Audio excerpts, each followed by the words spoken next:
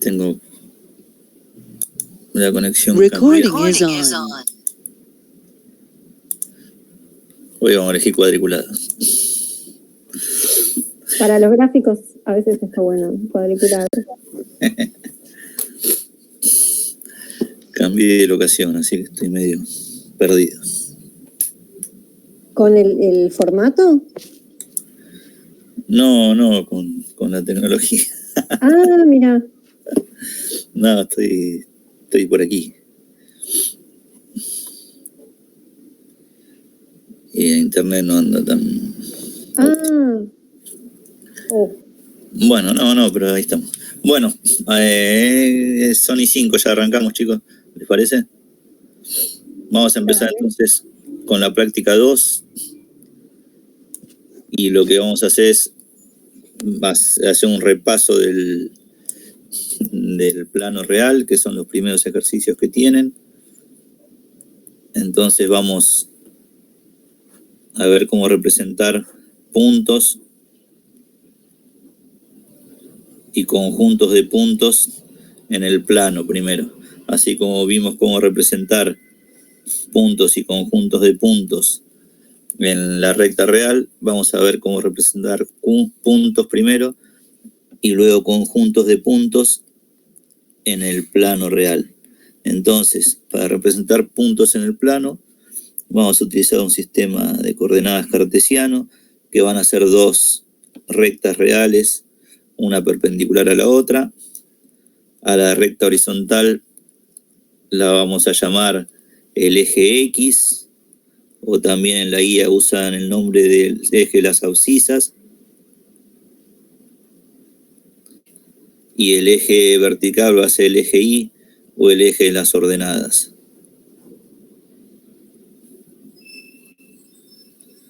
Por ahí no se entiende nada de lo que puse, pero en el eje X puse abscisas y en el eje Y puse ordenadas.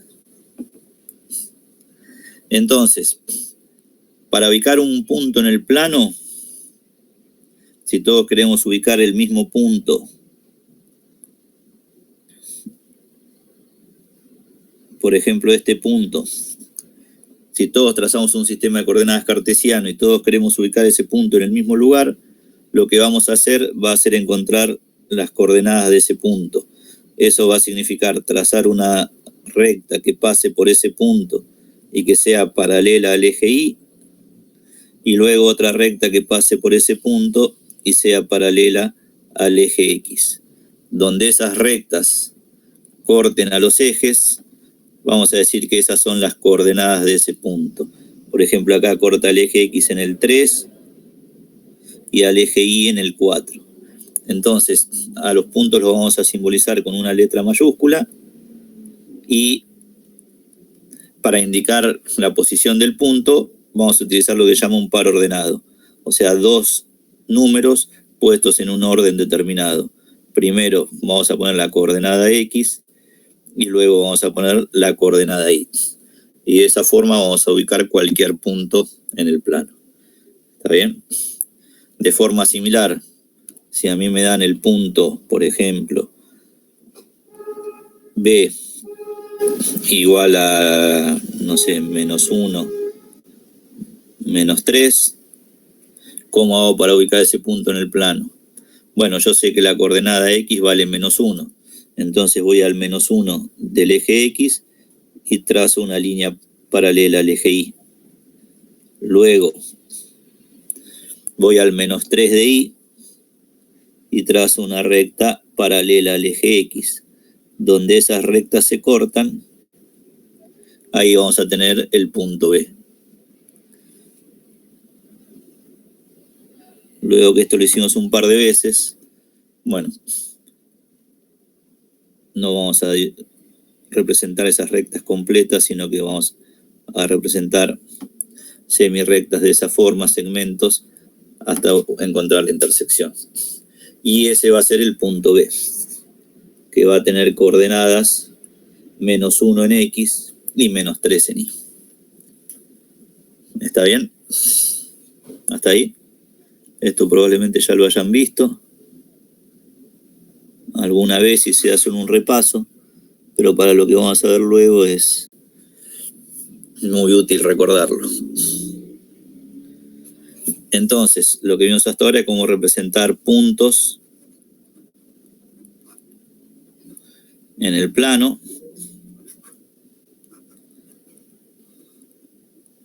Y ahora vamos a ver cómo representar conjuntos de puntos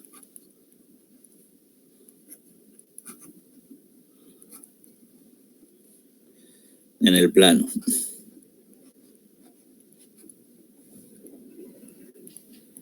Entonces, los conjuntos habitualmente los describimos igual que cuando los representamos en la recta real, con una letra mayúscula igual, y entre corchetes ponemos la condición que tienen que cumplir o los elementos que forman el conjunto, o la condición que tienen que cumplir los elementos del conjunto. Ahora, para indicar que vamos a describir su conjunto dentro del plano, eso lo vamos a indicar de la siguiente manera. Vamos a decir que vamos a representar los pares ordenados X, Y que pertenecen al plano real, y eso lo indicamos de esa manera. O sea, el plano real, entonces lo vamos a representar con una R con un 2 arriba.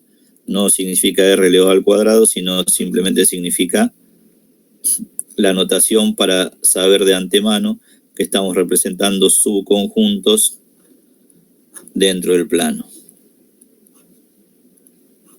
Está bien, entonces la notación que vamos a utilizar es esta. Y luego vamos a hacer lo mismo que antes. Vamos a poner una barrita inclinada que va a significar tal que o que cumplen con la siguiente condición. Y ahí vamos a poner la condición que queremos que cumplan los elementos del conjunto. Esa condición la podemos escribir, no sé, con símbolos matemáticos o con palabras como están en los ejercicios de la guía. Pero supongamos que quiero representar, por ejemplo, todos los puntos del plano cuya coordenada X vale 3. Entonces, eso va a ser un conjunto de puntos. Fíjense, ¿cuántos puntos voy a tener que cumplan esa condición? Que la coordenada X valga 3.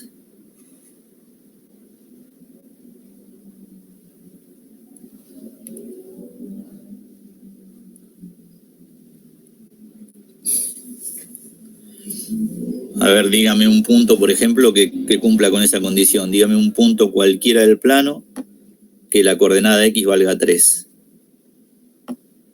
¿Cuál podría ser? Puede ser 3,0 o 3,0, perfecto. A ver, bueno, vamos poniéndolo. El 3,0 sería este punto que estoy marcando acá, que tiene coordenada 3 de X y 0 de Y. Manuel dice el 3 menos 1. El 3 menos 1 sería este, que la coordenada X vale 3 y la coordenada Y vale menos 1. Muy bien. Luego habían dicho el 3,1 también, o sea, este otro. ¿Qué otro punto del plano podrían poner? Y así podríamos poner, o sea, del 3,1, 3,2, 3,3, 3,4. ¿Y el 3,1 medio podría poner? También. Y el 3 medio también. Ahora, entonces, si quisiera ahora describir todos los puntos del plano que cumple con esa condición, fíjense que ya nos vamos dando cuenta que vamos a tener infinitos puntos y todos esos puntos van a estar alineados sobre una recta. O sea, cuando yo represente todos los elementos del conjunto A, me va a quedar una recta vertical que va a pasar por el 3. ¿Se entiende? Entonces, todos los puntos que forman el conjunto A están sobre la recta roja.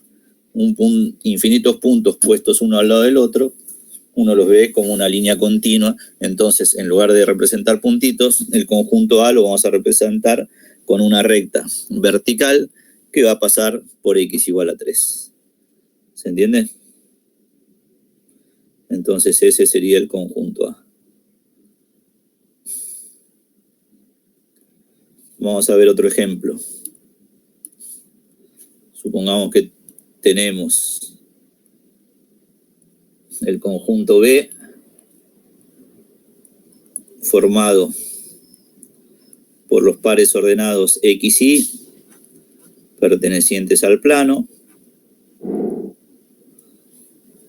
tal que la coordenada y valga -2.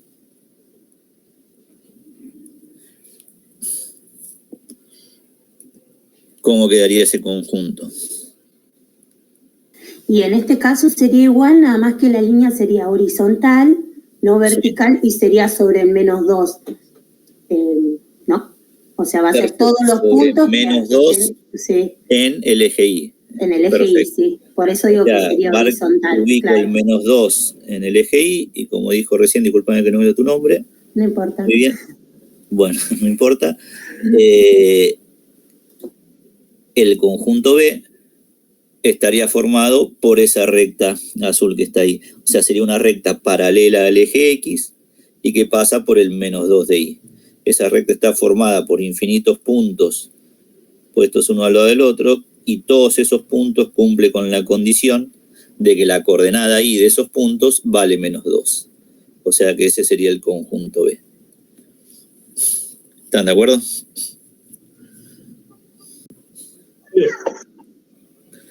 Perfecto. Bueno, vamos a ver ahora, a ver si con eso tenemos... No, vamos a hacer algún ejemplo más, que sería el siguiente. Supongamos que queremos representar ahora todos los puntos del plano, vamos a llamar este el conjunto C. Vamos a hacer uno parecido al que hicimos recién. Los X, Y pertenecientes al plano, tal que, y nosotros habíamos hecho, por ejemplo, todos los puntos que tenían coordenada X igual a 3. Bueno, vamos a hacer ahora, vamos a representar todos los puntos que tengan coordenada X mayor que 3.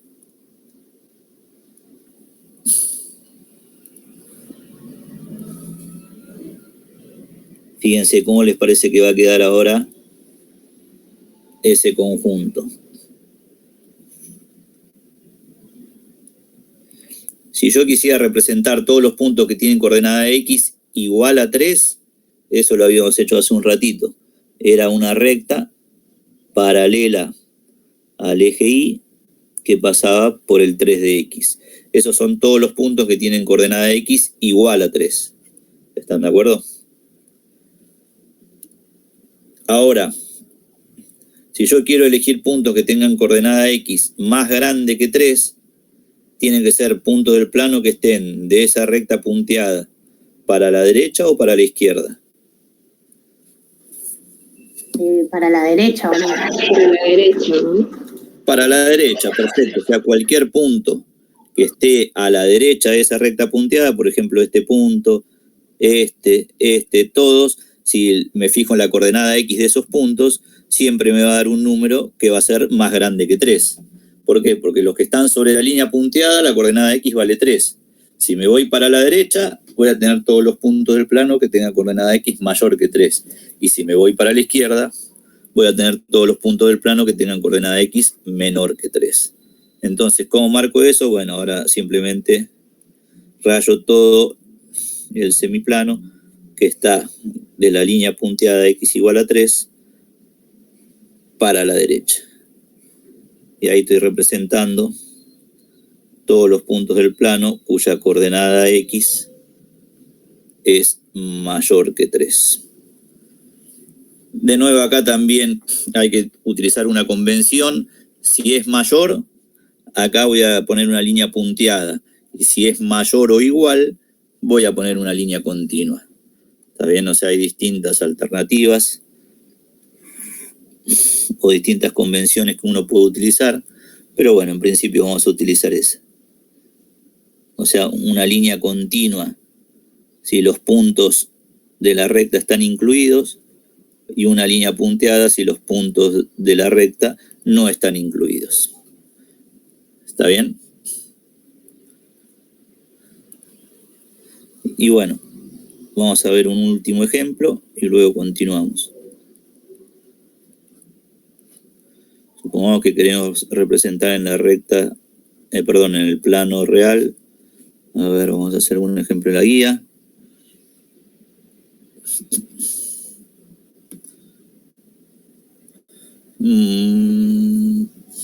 Esto, por ejemplo. Todos los puntos del plano que tengan el módulo de la coordenada X igual a 2.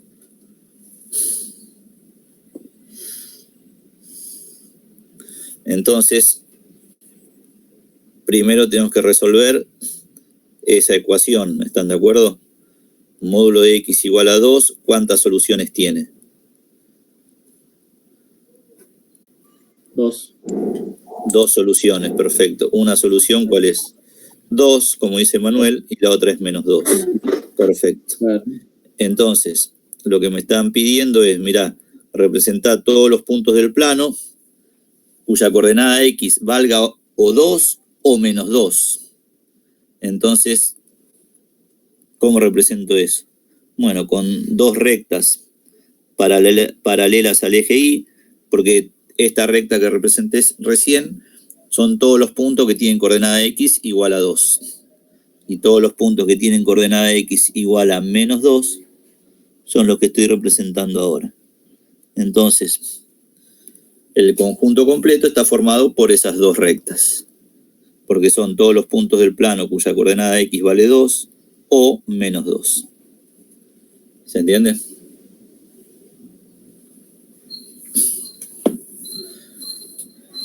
Bueno, ¿está bien hasta acá? Sí, profe. Bueno, ahora vamos a empezar entonces a ver un repaso de funciones. Para eso vamos a repasar rápido. A ver, bueno. Volvemos a los renglones, que me gustan más. Vamos a hacer un repaso de qué es una función en general. Y luego vamos a empezar a repasar funciones lineales y luego funciones cuadráticas.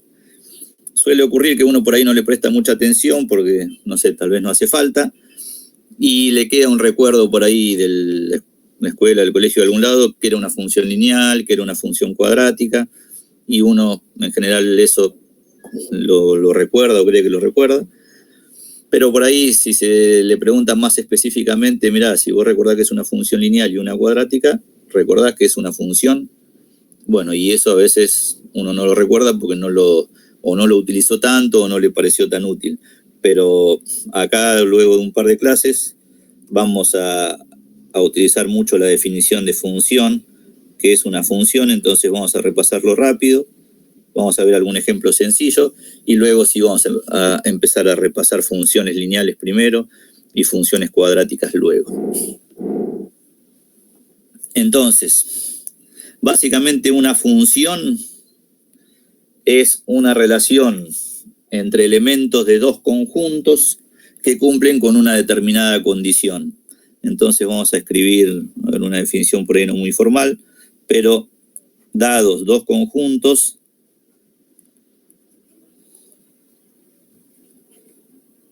para nosotros van a ser conjuntos de números, pero podrían ser conjuntos de cualquier tipo de elementos, A y B. O sea, si tenemos 2 conjuntos, entonces vamos a llamar a uno de esos 2 conjuntos el dominio de la función.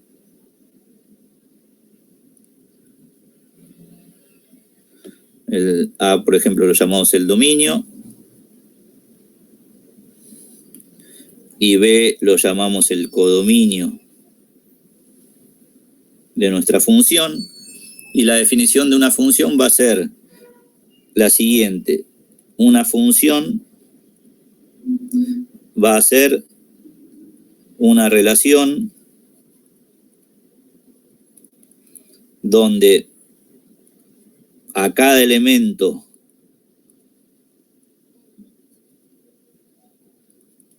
del conjunto que llamo dominio, de A, en este caso, le corresponde un único elemento del codominio.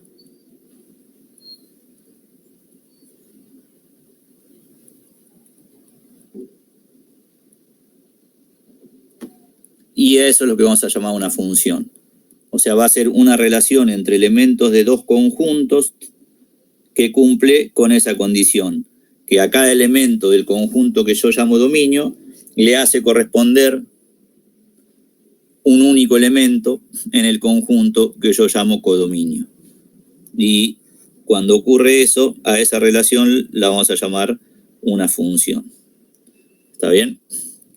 Entonces vamos a ver primero un ejemplo sencillo de cómo representar una función cuando tenemos conjuntos de pocos elementos, y luego vamos a ver cómo extender eso cuando el conjunto que llamo dominio y el conjunto que llamo codominio tienen muchos elementos o infinitos elementos. Entonces vamos a ver un ejemplo de una función. Entonces, para tener una función, como vimos recién, tenemos que tener primero dos conjuntos. Supongamos que el conjunto A tiene 3 elementos y el conjunto B tiene también 3 elementos. Por ejemplo, A es el 1, 2, 3 y B es el, 4, 5, 6. O sea, tengo 3 elementos en un conjunto y 3 elementos en el otro. No hace falta que los dos conjuntos tengan la misma cantidad de elementos. Acá simplemente estoy haciendo un ejemplo. Entonces, cuando tenemos conjuntos con pocos elementos, una forma de representarlos es con estos diagramas, o sea, poniendo los elementos dentro de 2 globitos.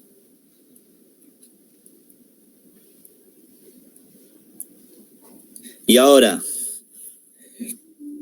definir una función consiste en establecer una relación entre los elementos de A y los elementos de B, pero que cumplan con la definición que está en el recuadro azul. O sea, que a cada elemento de A le corresponda un único elemento de B.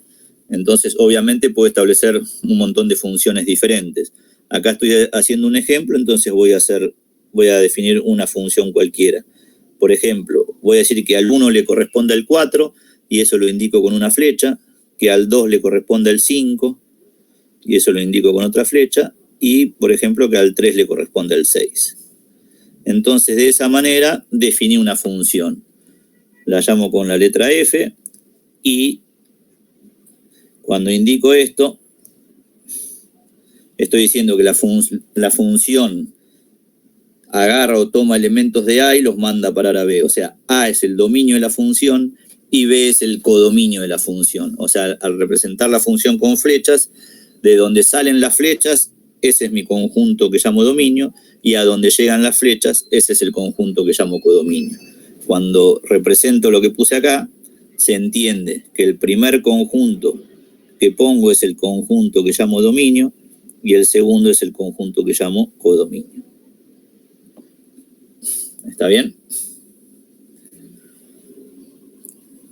En lugar de representar la función con estas flechitas, también puedo escribir las relaciones de esta manera, como una igualdad, diciendo que la función f al elemento 1 del dominio lo manda a parar al elemento 4 del codominio. Y eso lo escribimos como esa igualdad. Se lee f de 1 igual a 4. ¿Qué significa? Que al 1 del dominio le hace corresponder el 4 del codominio. Que al 2 le toque el 5, lo escribimos de esta manera, y que al 3 le toque el 6, lo escribimos de esta manera. Entonces, las relaciones entre los 3 elementos la podemos escribir de esa forma. ¿Está bien? ¿Se entiende hasta acá más o menos?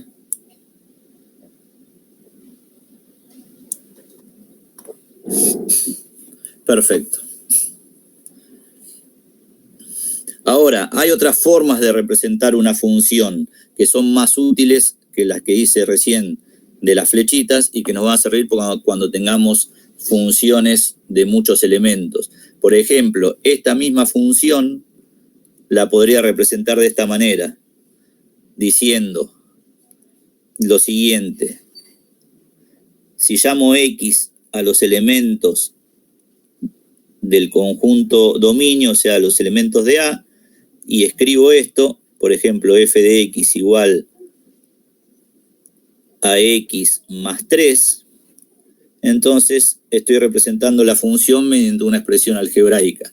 ¿Por qué? Porque fíjense, si donde está x pongo los elementos de A, ¿qué obtengo? Fíjense, si donde está X pongo un 1, ¿qué me queda?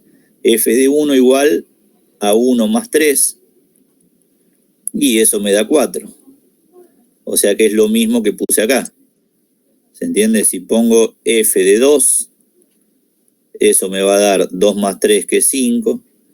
Y si pongo F de 3, eso me va a dar 3 más 3, que es 6. Entonces, esa función F que elegí de ejemplo, también la puedo escribir de esta manera, mediante esta expresión algebraica, y esa forma de representar funciones va a ser mucho más útil cuando tengamos conjuntos de infinitos elementos en el dominio e infinitos elementos en el codominio.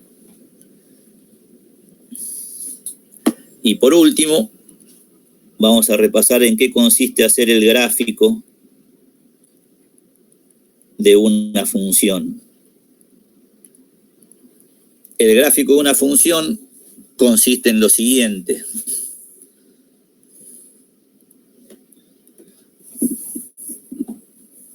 Vamos a cambiar el formato y consiste en utilizar un plano real,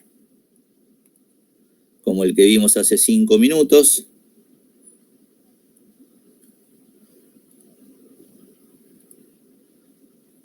y por cada relación entre un elemento del dominio y un elemento del codominio, vamos a poner un punto del plano. Entonces, por ejemplo, para la función que elegimos en nuestro ejemplo, vamos a hacer lo que llamamos una tabla de valores, donde en la columna de X vamos a poner los elementos del dominio, que son el 1, el 2 y el 3, y en la columna de Y vamos a poner qué elemento le corresponde en el codominio a cada uno de esos X. Por ejemplo, como al 1 le corresponde el 4, vamos a poner en la tabla de valores el 1, 4, luego el 2, 5 y por último el 3, 6. Y vamos a representar cada una de esas relaciones con un punto en el plano. Por ejemplo, que al 1 le toque el 4, lo vamos a indicar marcando un punto en el plano que tenga coordenadas 1 de X y 4 de Y. Entonces, ese punto establece una relación entre un elemento del eje X y un elemento del eje Y. Sería como poner una flechita, pero que dobla. O sea, salgo del 1, llego hasta el punto, doblo hacia la izquierda, y eso me dice que al 1 le toca el 4. Que al 2 le toca el 5, lo indicaríamos poniendo un puntito en el 2, 5, y que al 3 le toca el 6, lo indicaríamos poniendo un puntito en el 3, 6. Entonces, el gráfico de esta función que pusimos en el ejemplo tendría 3 puntos. Un punto en el 1, 4, otro punto que va a tener coordenadas 2, 5, y el último punto que va a tener coordenadas 3, 6. Entonces, como mi función tiene 3 elementos en un conjunto y 3 elementos en el otro, y tengo 3 flechitas, mi gráfico va a tener 3 puntos. Cada punto, nuevamente, que yo represente en el plano, va a establecer una relación entre un elemento del dominio y un elemento del codominio. ¿Se entiende esto más o menos? Sí, profe. Perfecto. Si esto nos resulta más o menos fácil, todo lo que sigue va a ser sencillo y no vamos a tener demasiadas complicaciones.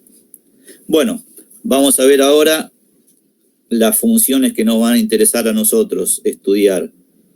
Vamos a representar funciones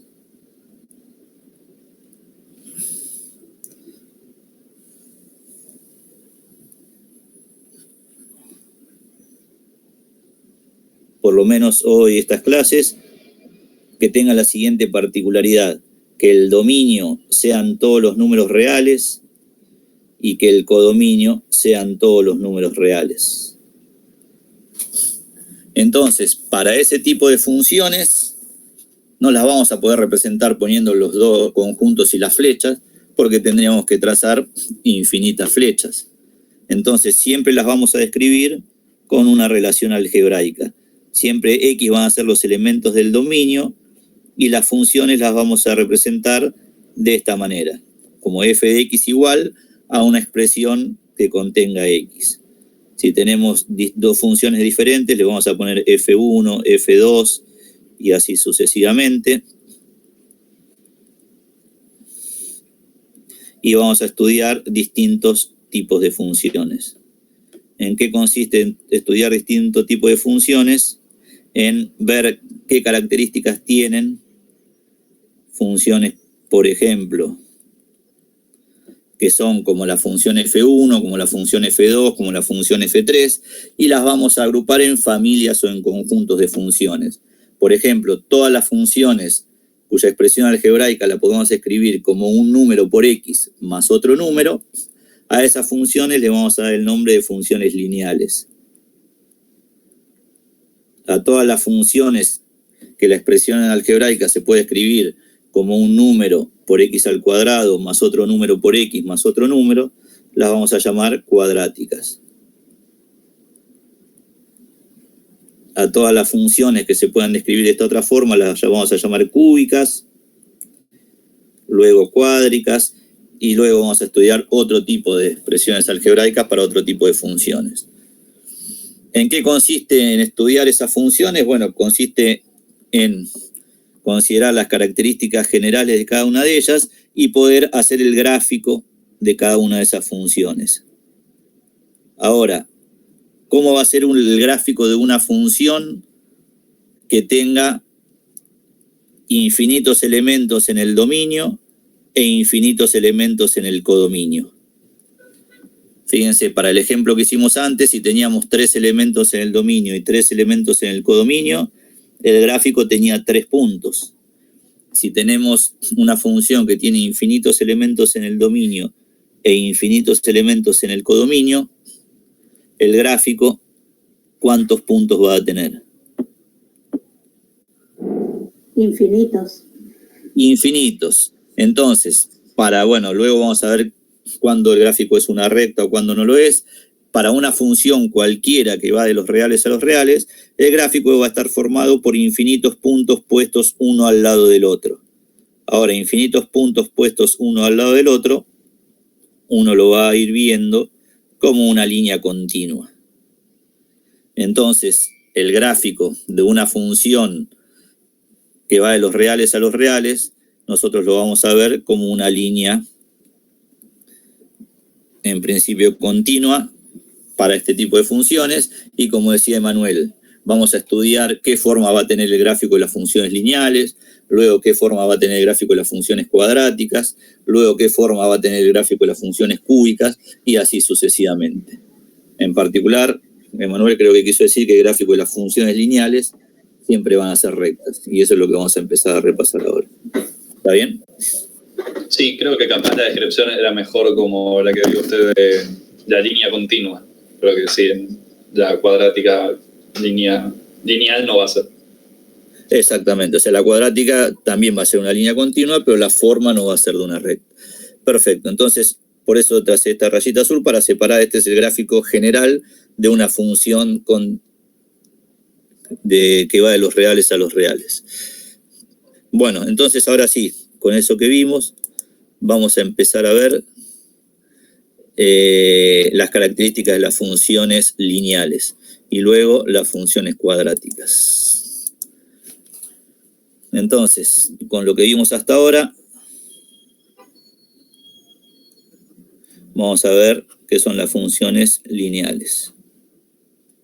Esto nuevamente es un repaso que probablemente lo hayan visto, pero vamos a llamar una función lineal a una función en principio para nosotros que va de los reales a los reales. Acá indicamos el dominio y el codominio, y luego vamos a escribir la relación que tiene que cumplir algebraica, la relación algebraica que tiene que cumplir una función lineal. Una función lineal va a ser cualquier función que la podamos escribir de esta forma, como un número por x más otro número. Al número m se le va a dar el nombre dependiente,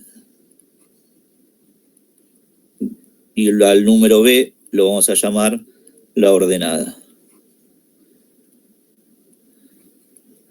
Y cualquier función que cumpla con esa expresión algebraica la vamos a llamar una función lineal.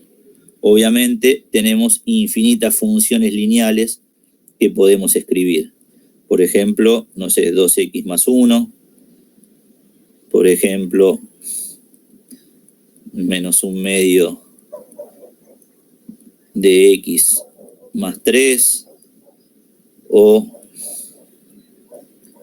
simplemente menos 4x.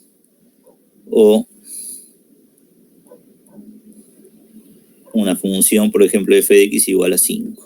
Todas esas son funciones lineales porque tanto la pendiente como la ordenada pueden ser cualquier número real. ¿Qué significa que pueden ser cualquier número real? Que puedo elegir para el valor de m y para el valor de b cualquier número que yo quiera. Positivo, negativo, entero, fracción, el cero, el número que yo quiera. Entonces, fíjense, para la función, por ejemplo, f1, la pendiente vale 2 y la ordenada vale 1. Para la función f2, la pendiente vale menos un medio y la ordenada vale 3. Para la función f3, la pendiente vale menos 4 y la ordenada vale 0, porque si tengo menos 4 por x solo, es como acá sumarle un 0. Entonces, en ese caso, la pendiente vale menos 4 y la ordenada vale 0. Y si tengo una función, por ejemplo, f de x igual a 5, ¿qué ocurriría en ese caso? Sería mi punto... La ordenada sería el 5. Claro, sería como tener 0 por x más 5. ¿Se entiende? Entonces, como 0 por x da siempre 0, entonces, en lugar de escribir 0 por x más 5, me queda solamente el 5. Entonces, es una función lineal cuya pendiente vale 0 y, como decía recién el compañero, la ordenada vale 5. ¿Está bien? ¿Se entiende? Bueno, ¿qué nos importa ver de las funciones lineales? Bueno, varias cosas. La principal y la fundamental es cómo hacer el gráfico de una función lineal. Entonces, en general, cuando uno nunca hizo el gráfico de una función lineal, ustedes calculo que ya lo han hecho, pero vamos a hacerlo rápido. Suponiendo que alguien nunca vio cómo hacer este gráfico, como decía Emanuel, el gráfico es una recta, pero cuando uno nunca hizo el gráfico de una función lineal, por lo menos la primera vez es útil verificarlo haciendo una tabla de valores. ¿Qué valores les doy a la x? Bueno, cualquier valor que yo quiera, entero, positivo, negativo, por ejemplo 0, 1, 2, 3. Esos valores los reemplazo en la expresión para la función y obtengo los correspondientes valores de y. Por ejemplo, al 0 le toca el 1, al 1 le toca el 3, al 2 le toca el 5, al 3 le toca el 7 y así sucesivamente. Entonces, si esos puntos que forman parte del gráfico de la función los pongo en un sistema de coordenadas cartesiano, no obtengo el gráfico completo, pero tengo una idea de cómo va a ser el gráfico. Por ejemplo, tengo el 0, 1, tengo el 1, 3, el 2, 5, el 3, 7, y esos puntos no forman todo el gráfico, porque como dijimos antes, el gráfico tiene infinitos puntos. Ahora, si yo empiezo a completar la tabla, me empiezo a dar cuenta que todos los puntos están alineados sobre una recta, entonces el gráfico completo de la función va a ser una recta. Y a partir de eso, para graficar cualquier función lineal, ya vamos a utilizar lo que decía Emanuel recién, que el gráfico de cualquier función lineal siempre va a ser una recta. Siempre que grafiquemos una función lineal, el gráfico tiene que ser una recta. Ahora, una recta queda definida por dos puntos. Entonces, una forma sencilla de graficar una función lineal, la más sencilla de todas, hay muchas formas de hacerlo, con distintas reglas posibles, pero la más sencilla es hacer una tabla de valores con dos valores para la x. O sea, por ejemplo, si a la x le doy valor 0, tengo el punto 0,1, y si a la x le doy valor 1, tengo el punto 1,3. Uno de esos dos puntos con una regla, y de esa manera tengo el gráfico de la función. Entonces, para alguien que nunca graficó una función lineal, esa es la forma más segura de no equivocarse. Luego en la escuela uno aprende un montón de reglas diferentes, todas útiles, pero bueno, cada uno, acá nunca le vamos a preguntar cómo hicieron para graficar una recta, solamente esperamos que cualquier recta, función lineal que grafiquen, el gráfico sea siempre una recta. Algo útil que se los cuento ahora, porque luego lo vamos a utilizar mucho, es las ventajas de poder utilizar aplicaciones que hagan gráficos. Entonces, por más que tengamos que saber hacer los gráficos, como les vamos a contar nosotros, no en las funciones lineales, que son particularmente sencillas, sino en otro tipo de funciones, hay muchas aplicaciones que hacen gráficos. Por ejemplo, acá les estoy compartiendo en la pantalla, o nada, o algo, a ver. No les estoy compartiendo nada.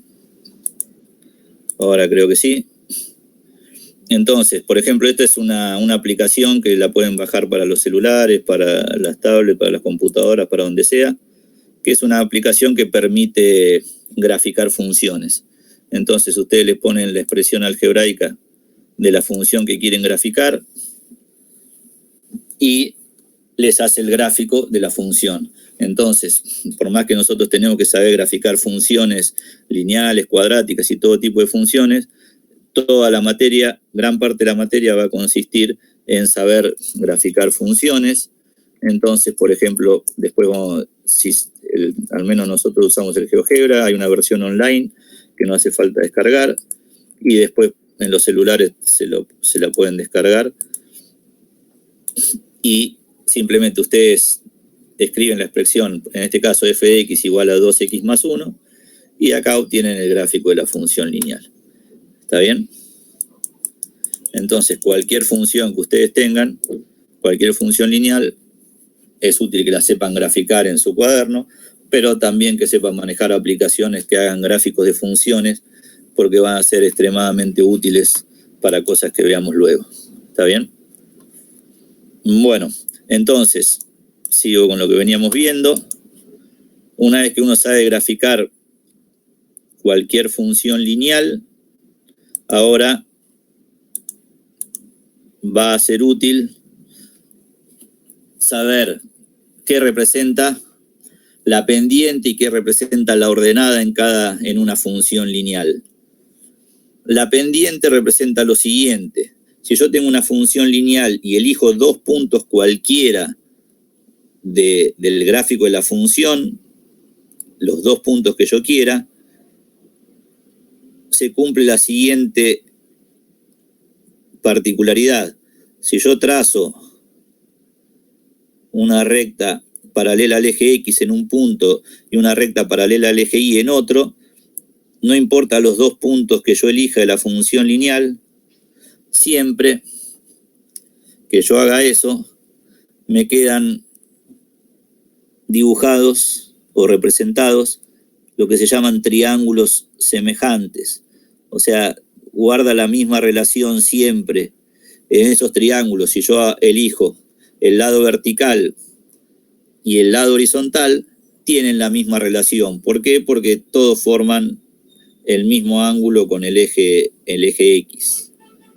Entonces, si yo elijo dos puntos cualquiera del plano que tengan coordenada X y coordenada Y, el cociente entre este segmento y este segmento me va a dar siempre lo mismo. ¿Cuánto vale ese segmento? Bueno, ese segmento va a valer la resta de las coordenadas Y de esos dos puntos, y este segmento va a ser la resta de las coordenadas X. Y eso es lo que representa la pendiente de una función lineal. O sea, si yo elijo dos puntos cualquiera del gráfico y hago la resta de las coordenadas Y, dividido la resta de las coordenadas X, ese resultado me va a dar siempre lo mismo, no importa cuál par de puntos yo elija, y ese resultado es lo que llamamos la pendiente de la recta. Entonces la pendiente de la recta va a ser la resta de las coordenadas y dividido la resta de las coordenadas x para 2 puntos cualquiera que yo elija del gráfico de la función. Y eso es lo que representa la pendiente. O sea, la pendiente lo que me dice es la inclinación de la recta. A mayor pendiente, el gráfico de la recta va a estar más inclinado y más pegado al eje Y. A menor pendiente, el gráfico va a estar más inclinado, acercándose al eje X. Y la ordenada, fíjense que es simplemente en la tabla de valores, darle a la X el valor 0 y ver qué valor obtengo de Y. O sea, la ordenada me dice siempre dónde la recta corta al eje Y. Por ejemplo, esta función 2x más 1, la ordenada vale 1. Entonces, esos dos valores, la pendiente me dice la inclinación de la recta. ¿Cómo obtengo la inclinación de la recta? Agarrando 2 puntos cualquiera del gráfico y haciendo la resta de las coordenadas Y dividido la resta de las coordenadas X. Y la ordenada me dice dónde la recta corta al eje Y.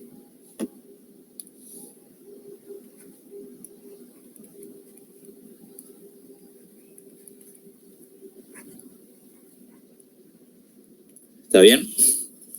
Entonces, en la guía tienen primero que graficar distintas funciones lineales, y eso lo pueden hacer haciendo una tabla de valores con 2 puntos, utilizando un programa que haga gráficos, o como quieran hacerlo.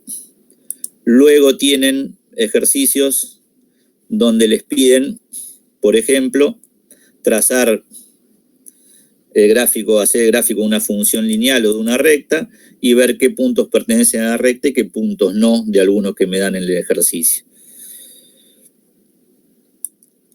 Luego, por ejemplo, tienen, a ver, vamos a ver un ejemplo, ahora vamos a ir haciendo algunos ejercicios.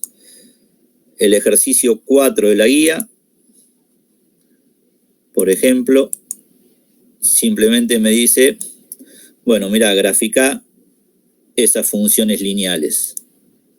Entonces, nuevamente, para hacer el gráfico de una función lineal, lo puedo hacer de distintas formas, o utilizo alguna aplicación que haga gráficos, o lo hago con lo que vimos recién. Entonces me dice graficar todas esas funciones lineales en un mismo sistema de coordenadas cartesiano. Bueno, no vamos a dibujarlas todas, pero simplemente vamos a elegir algunas de ellas y vamos a graficarlas. Por ejemplo, eligen alguna que quieran. De esas funciones elijan 2 y hacemos el gráfico de esas 2 funciones lineales.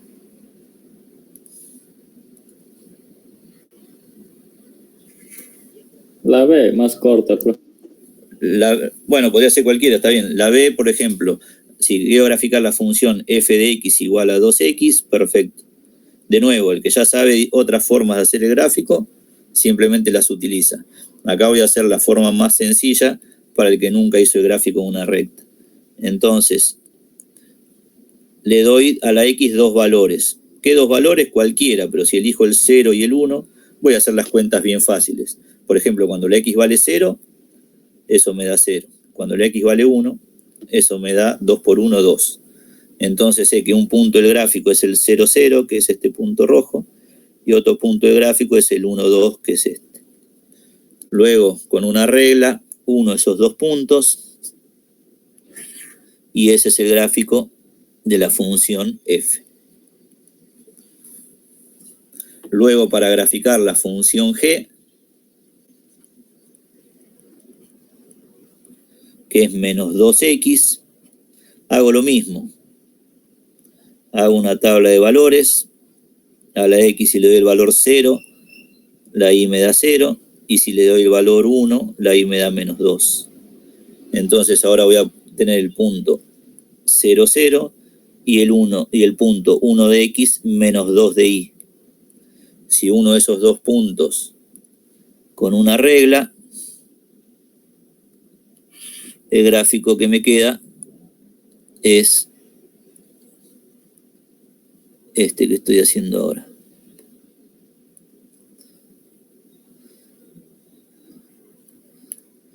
¿Está bien? Y ese es el gráfico de la función g.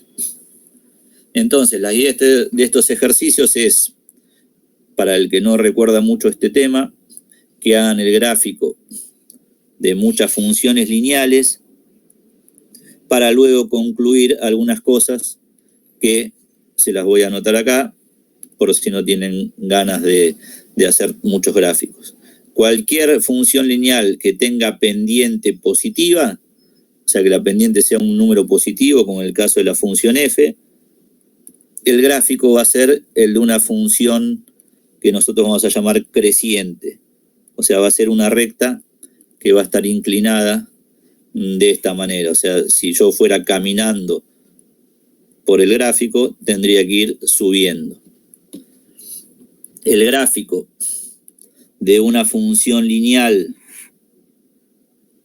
que tenga pendiente negativa va a ser el de una recta que vamos a llamar decreciente, como en el gráfico de la función g.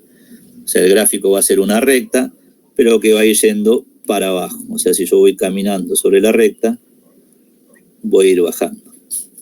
El gráfico de una recta que tenga pendiente cero va a ser el de una recta horizontal. O sea, no va a ser ni creciente ni decreciente, sino que simplemente, si tengo una función lineal cuya pendiente vale 0, eso significa que el gráfico no va a tener inclinación, o sea, va a ser una recta horizontal.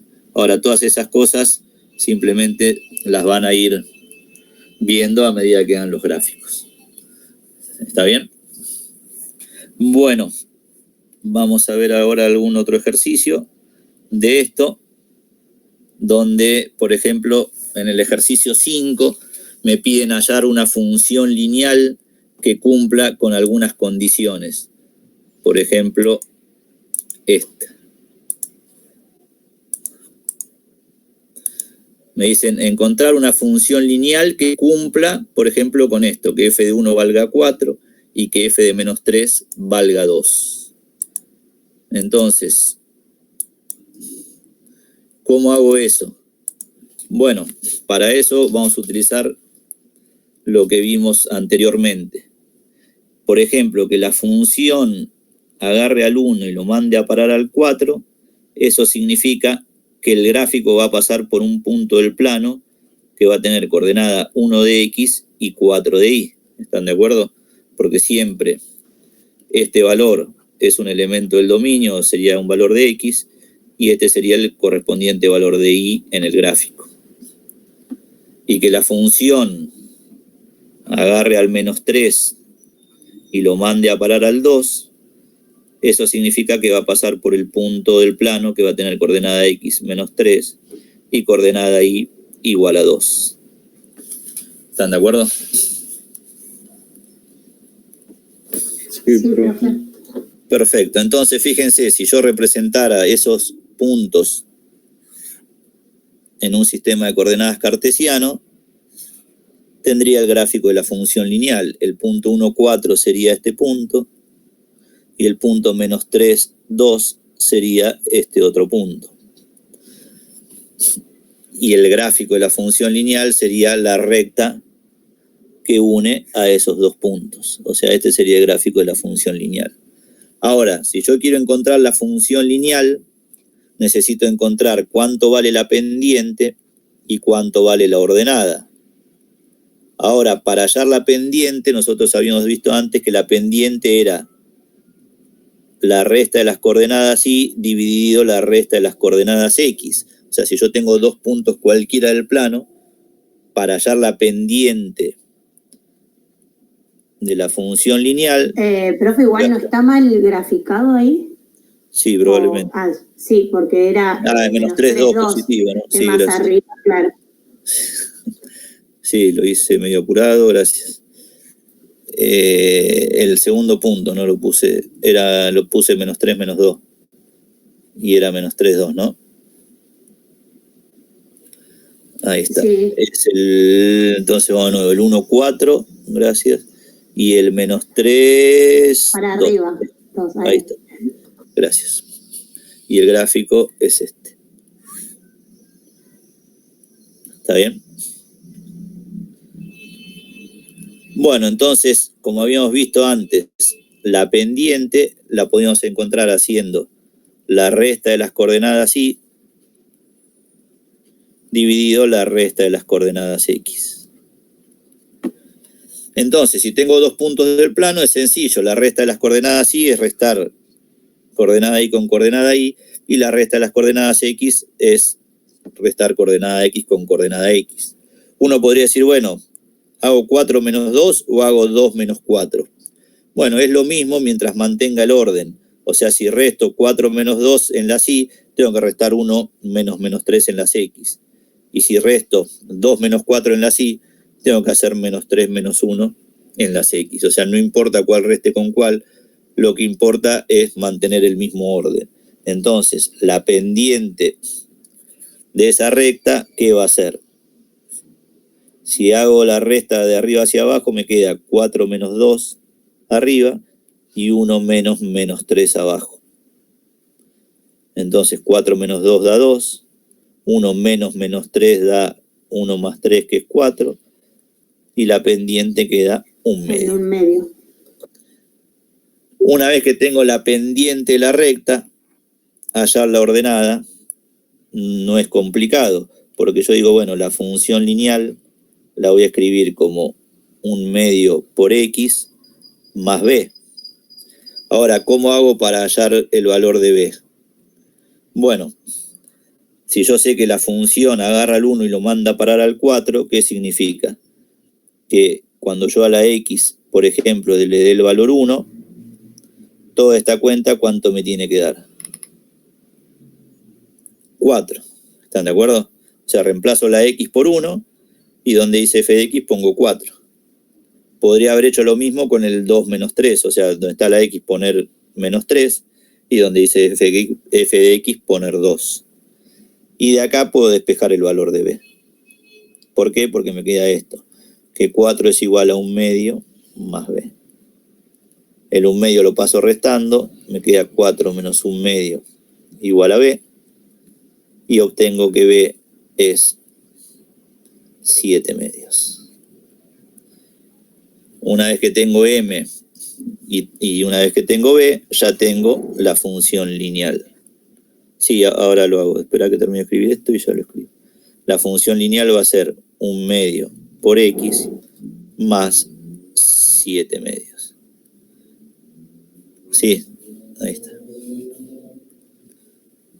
¿Se ve ahora?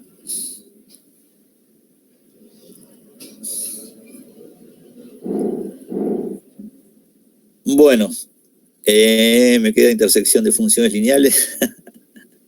¿Lo hago ahora o hacemos un ejemplo con cuadrática y lineal? Yo tenía uno, si querés, con lineal y cuadrática. Bueno, entonces eso incluye esto, ¿no? Sí, no hay problema. Bueno, te debo 3 minutos. Todo suyo. Bueno, entonces con esto más o menos, la idea es que podrían hacer los primeros ejercicios de la guía hasta el ejercicio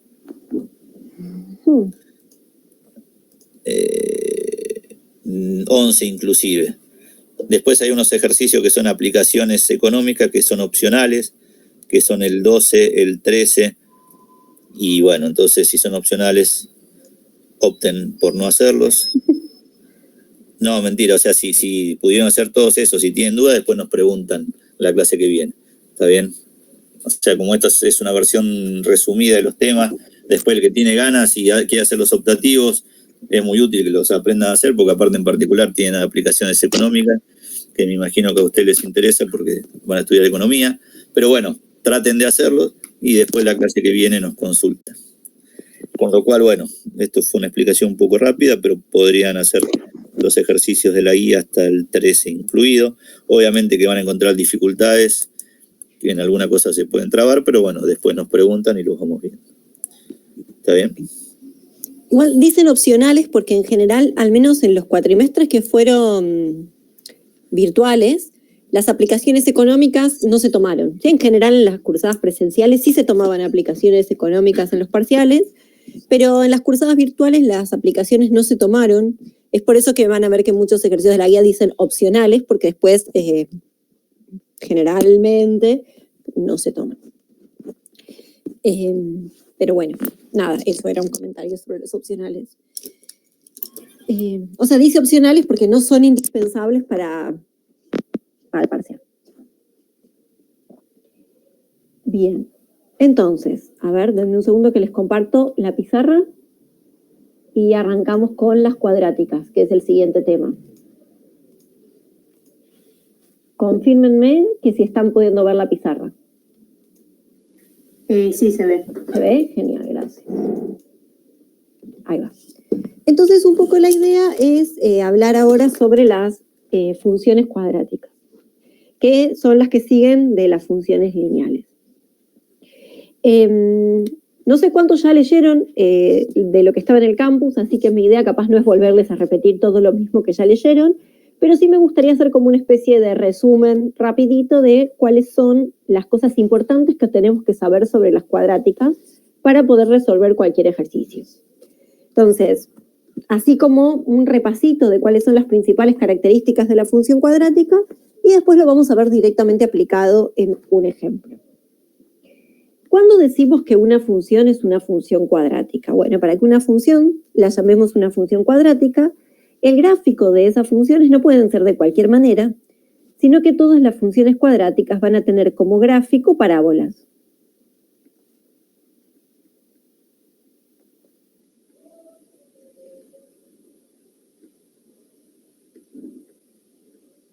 Y así como con las funciones lineales nosotros tenemos una fórmula que representa a todas las funciones lineales, vamos a tener también una fórmula que representa a todas las funciones cuadráticas. La fórmula que vamos a utilizar para representar a las funciones cuadráticas, o una posible fórmula que vamos a utilizar para representar a las cuadráticas, es la siguiente.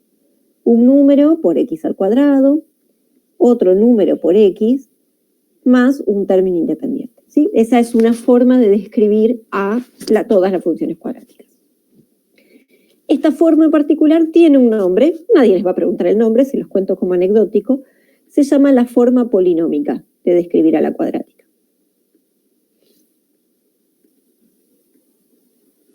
Sí, pero eso tómenlo como comentario extra, nadie les va a preguntar el nombre. Entonces, tenemos una cuadrática, pongámosle nombre o qué significan cada una de sus partes. Esta expresión que acompaña al x cuadrado, lo vamos a llamar el coeficiente principal.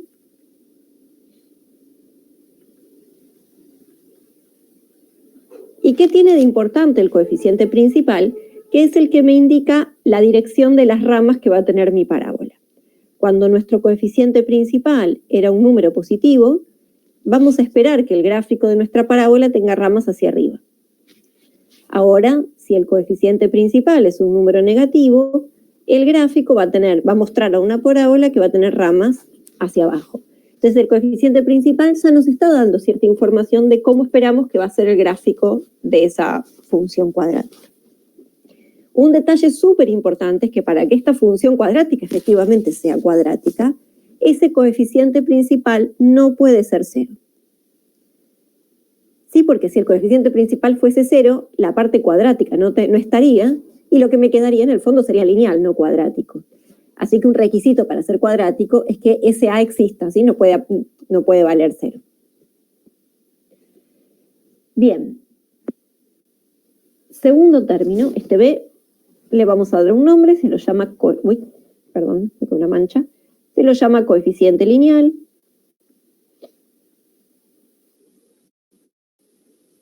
Y el C es nuestra ordenada al origen o el término independiente.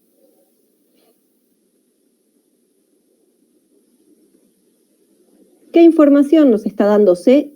El AC, o sea, el término independiente, juega un rol parecido al de la lineal. Lo que me va a dar de información es la intersección con el eje Y. O sea, dónde el gráfico de mi parábola va a cortar al eje Y. Esa es la información que me va a dar el valor C. Cuando uno quiere estudiar una función cuadrática, o sea, quiere hacer un gráfico, por ejemplo, de la función cuadrática, hay ciertos puntos clave que tenemos que saber calcular para poder identificar esa cuadrática, ¿sí? Para poder sacar la información en la cuadrática. ¿Cuáles son los puntos claves que tienen una cuadrática? Bueno, los puntos más importantes, voy a hacer un intento de dibujito acá, supongamos que tenemos una parábola cualquiera. Bueno, no me queda una parábola muy linda, pero no importa, imagínense que tenemos una parábola. Los puntos importantes en una... Mal ejemplo, denme un segundo. Ahí está. ¿Cuáles son los puntos importantes en una parábola? Bueno, los puntos claves son el punto donde nace la parábola, que El lo vamos a vértice, llamar ¿no? el vértice, perfecto. Los puntos donde la parábola corta al eje X, este y este, esos tienen varios nombres, pero van a ver que se los llaman muchas veces raíces. Me quedó medio fea la... Los vamos a llamar raíces. También los llamamos conjunto de ceros. También los llamamos intersección con el eje X. Tiene todos esos nombres. Les comento todos los nombres porque me puede pasar que en un ejercicio me lo pregunte con un nombre, en otro ejercicio me lo pregunte con otro nombre, y así. Y el otro punto clave que tienen las parábolas es donde corta al eje Y, o sea, nuestro término independiente.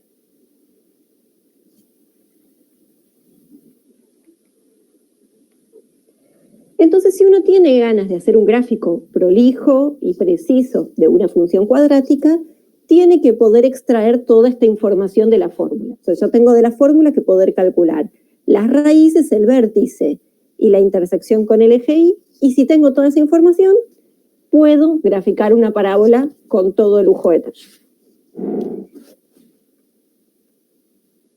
Exacto.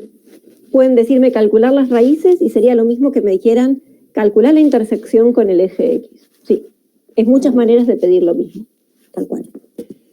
Pero van a ver que algunos ejercicios usan una forma, otros preguntan de otra manera, entonces está bueno a veces saber todas las formas posibles. Bien, entonces, listita de cómo hacemos para calcular todos estos puntos clave. En general, muchos de estos puntos clave tienen fórmulas. La fórmula más conocida, supongo que es la del cálculo de raíces. Para calcular las raíces, su conjunto de ceros, su intersección con el eje X, vamos a usar... O sea, siempre que uno quiera calcular las raíces de cualquier función, lo que tenemos que hacer es igualar esa función a cero. Cuando nosotros igualamos una cuadrática a cero, no se puede despejar de manera tradicional, o sea, yo no puedo pasar las constantes para el otro lado y dejar a las X solas. Entonces la manera de despejar esta ecuación cuadrática era con la formulita resolvente.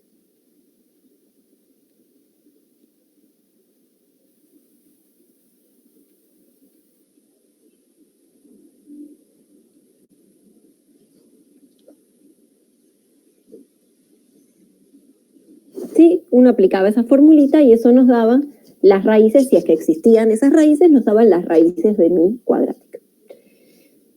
¿Cómo hacíamos para calcular? Estoy haciendo listita de fórmulas para que nos queden todas las fórmulas juntas. Después lo vamos a aplicar en un ejemplo, pero para que nos queden todas las fórmulas juntas hago primero como la listita de fórmulas importantes que hay que saber sobre las cuadráticas. La segunda fórmula importante que tenemos que saber es cómo se calcula el vértice.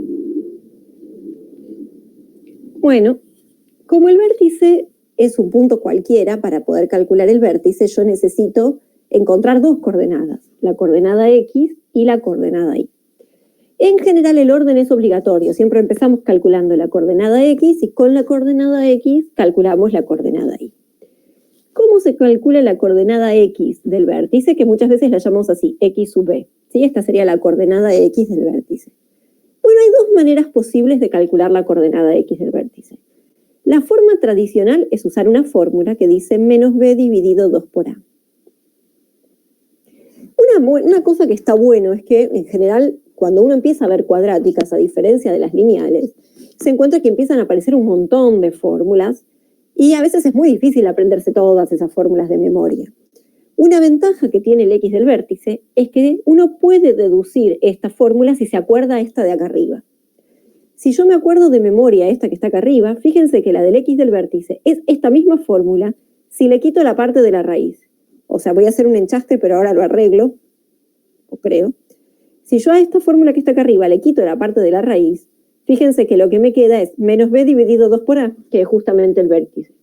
Entonces, con que nos sepamos de memoria esto que está arriba y que nos acordemos cómo se deduce esta, estamos, no tenemos que aprendernos las dos. Y otra particularidad que tiene es que no es la única forma de calcular el X del vértice. También hay otra posible manera de calcular el X del vértice.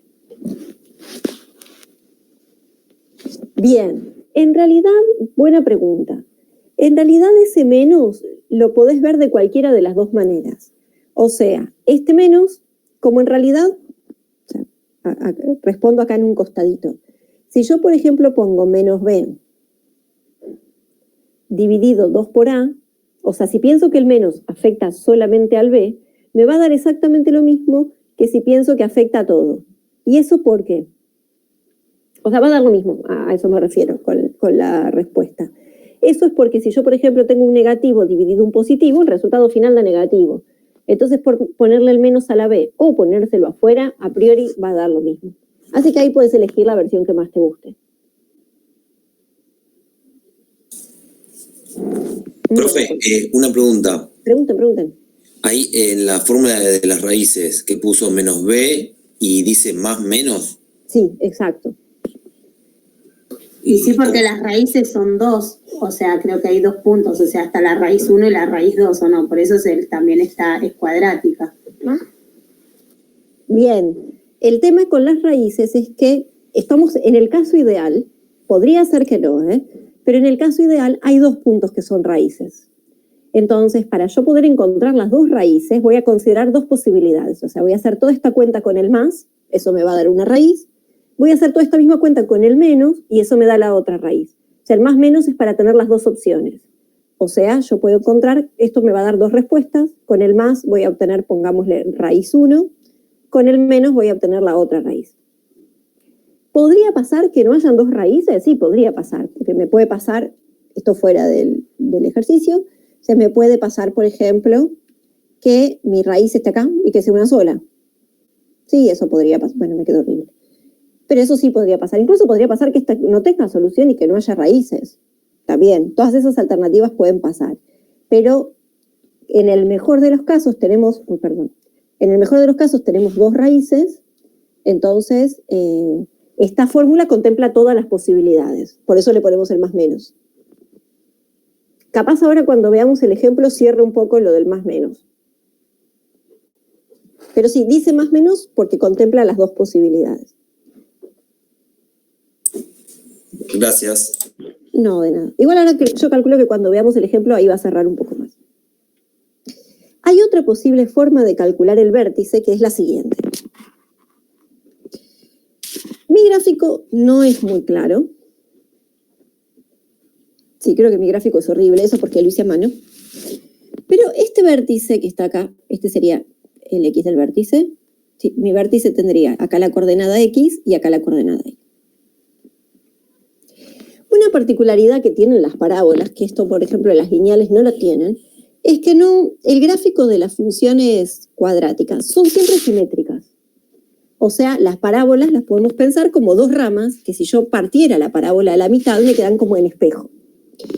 Entonces, el X del vértice, además de ser el punto donde me da información del punto donde nace la parábola, tiene la particularidad de que justamente me dice en dónde la parábola se corta a la mitad. O sea, si yo trazara una línea imaginaria en el X del vértice, bueno, en mi gráfico no se nota porque mi gráfico es muy malo, pero si yo trazara una línea imaginaria sobre el X del vértice, las 2 ramas deberían quedarme simétricas. En mi dibujo no se ve, pero de nuevo es porque mi dibujo es muy malo, pero las ramas deberían ser simétricas. En un segundo que hacemos un dibujo un poco más decente. Ahí está.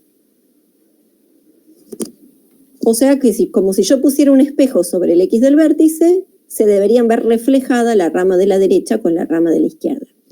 Es por eso que muchas veces al X del vértice también se le da un nombre y se lo conoce como eje de simetría. Porque es el que me parte la parábola a la mitad.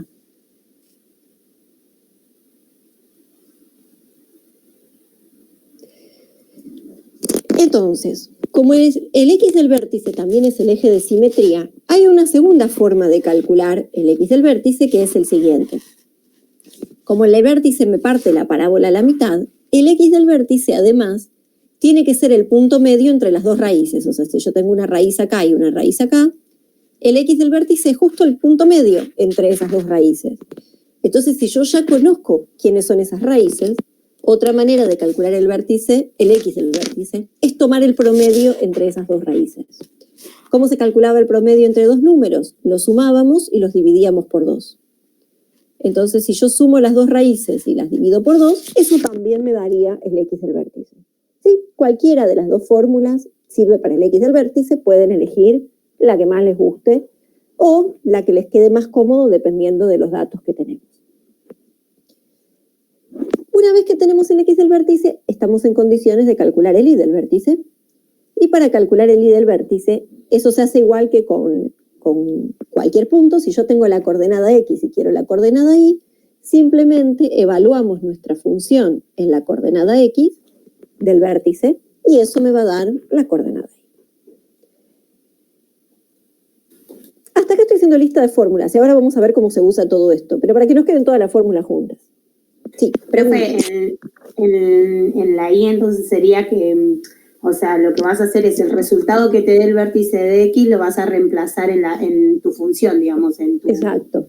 Vas a ir a tu función original, vas a reemplazar todas las X por el valor que encontraste en el X del vértice, vas a hacer toda esa cuenta y eso nos va a dar el Y del vértice. Perfecto, gracias, profe. Y lo último que necesitamos para que nuestro gráfico esté súper prolijo, habíamos dicho la intersección con el eje Y. Pero esa es la parte fácil, porque la intersección con el eje Y ya viene gratis. Nosotros habíamos dicho que la intersección con el eje Y me la daba el término independiente. Entonces acá no tengo que hacer ninguna cuenta, simplemente agarro el valor del término independiente que llamamos C, y ese sería mi intersección con el eje Y. Entonces, acá tenemos como una especie de resumen de todas las fórmulas que tenemos que saber para poder analizar una función cuadrática. Entonces, una vez que tenemos estas fórmulas, ahora sí veamos cómo se aplican. ¿Puedo pasar a la siguiente hojita o espero un rato por las dudas? No sé si hay alguien copiando o algo, o ya puedo pasar al ejemplo. ¿Qué me dicen? Por mi parte puede pasar, profe. Ok.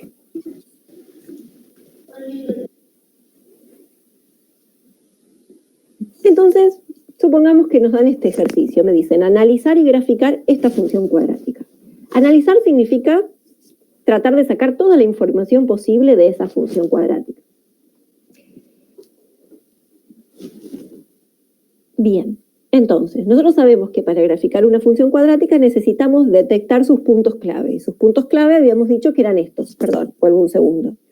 Las raíces, el vértice y la intersección con el eje Y. Entonces, si quiero estudiar esta cuadrática, tenemos que calcular esas tres cosas. Para calcular esas tres cosas, lo primero que tenemos que hacer es identificar en esta cuadrática quiénes son A, B y C, porque son los que vamos a reemplazar en nuestras fórmulas. ¿Qué me dicen? ¿Quiénes son A, B y C en este caso? A es -1. A es -1, bien. B es 4, bueno, y después Perfecto. C es... Ay, no escuché el final, perdón. ¿El -3. -3. Bárbaro. ¿Cómo saben que es -1 ahí, profe? Acá en este caso solo tenemos un menos, ¿verdad? Entonces, cuando el menos está solo, siempre podemos pensar que hay un 1 multiplicando a todo. Si, por ejemplo, en vez de un 1, si el ejercicio hubiese dicho, no sé, algo así, -2x² más 3x más 7, a veces es bien, ahí como más directo identificar que el que acompaña a x² es -2. Pero cuando tenemos el signo solo y no hay un número concreto, siempre podemos pensar que hay un 1. Claro, o sea, en el caso que no haya un menos, sería un 1 positivo. Claro, en el caso que no haya nada así, por ejemplo, el ejercicio hubiese sido así, pensábamos que el que acompaña a la X al no haber nada es un 1. Sí, tal cual. Perdón, ¿alguien había hecho alguna pregunta y no llegué a escuchar?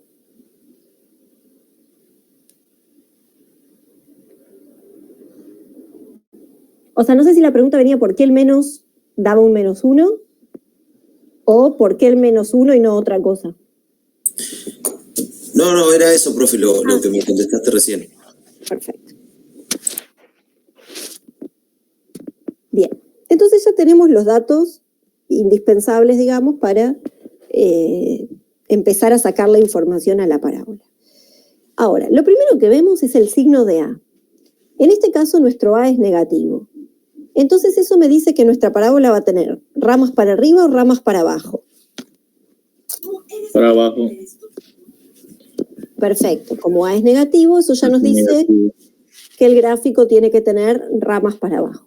Todavía no sabemos quién es el gráfico, pero lo bueno de detectar este tipo de cosas es que si nosotros después hacemos el gráfico y no nos da con las ramas para abajo, ahí nos saltaría que estamos cometiendo algún error en algún lado.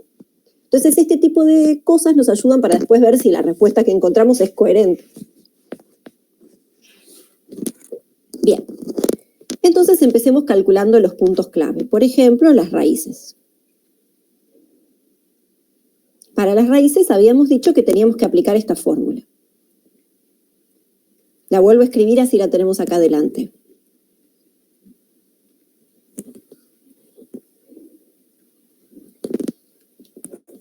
Entonces uno agarra esta fórmula, que en general la llamamos la fórmula resolvente, pero tiene muchos nombres, también se la conoce como Bhaskara. Cada uno le puede poner el nombre que quiera, no hay ningún problema. Y simplemente venimos a la fórmula y reemplazamos todos estos datos que encontramos. Entonces donde dice B ponemos 4, donde dice B cuadrado pondremos 4 al cuadrado. Acá donde dice A vamos a poner un -1 y donde dice C vamos a poner un -3. A los negativos los pongo entre paréntesis para que no se nos confunda que es una resta, ¿sí? Es la multiplicación de un número por un negativo. Y abajo nos queda 2 por -1. Y ahora simplemente resolvemos. Es recomendable, si vamos a hacer esta cuenta a mano, resolver esta parte primero, esta parte después y al final restar. Entonces nos queda -4 más menos la raíz de 4 al cuadrado, que es 16, 4 por -1 por -3, esto da -12, con este menos delante, nos da más 12. No, ¿esto tiene sentido? -12, dijo cualquier cuenta. Ahí está. ¿Sí? Este menos por menos por menos es menos. Todo dividido -2.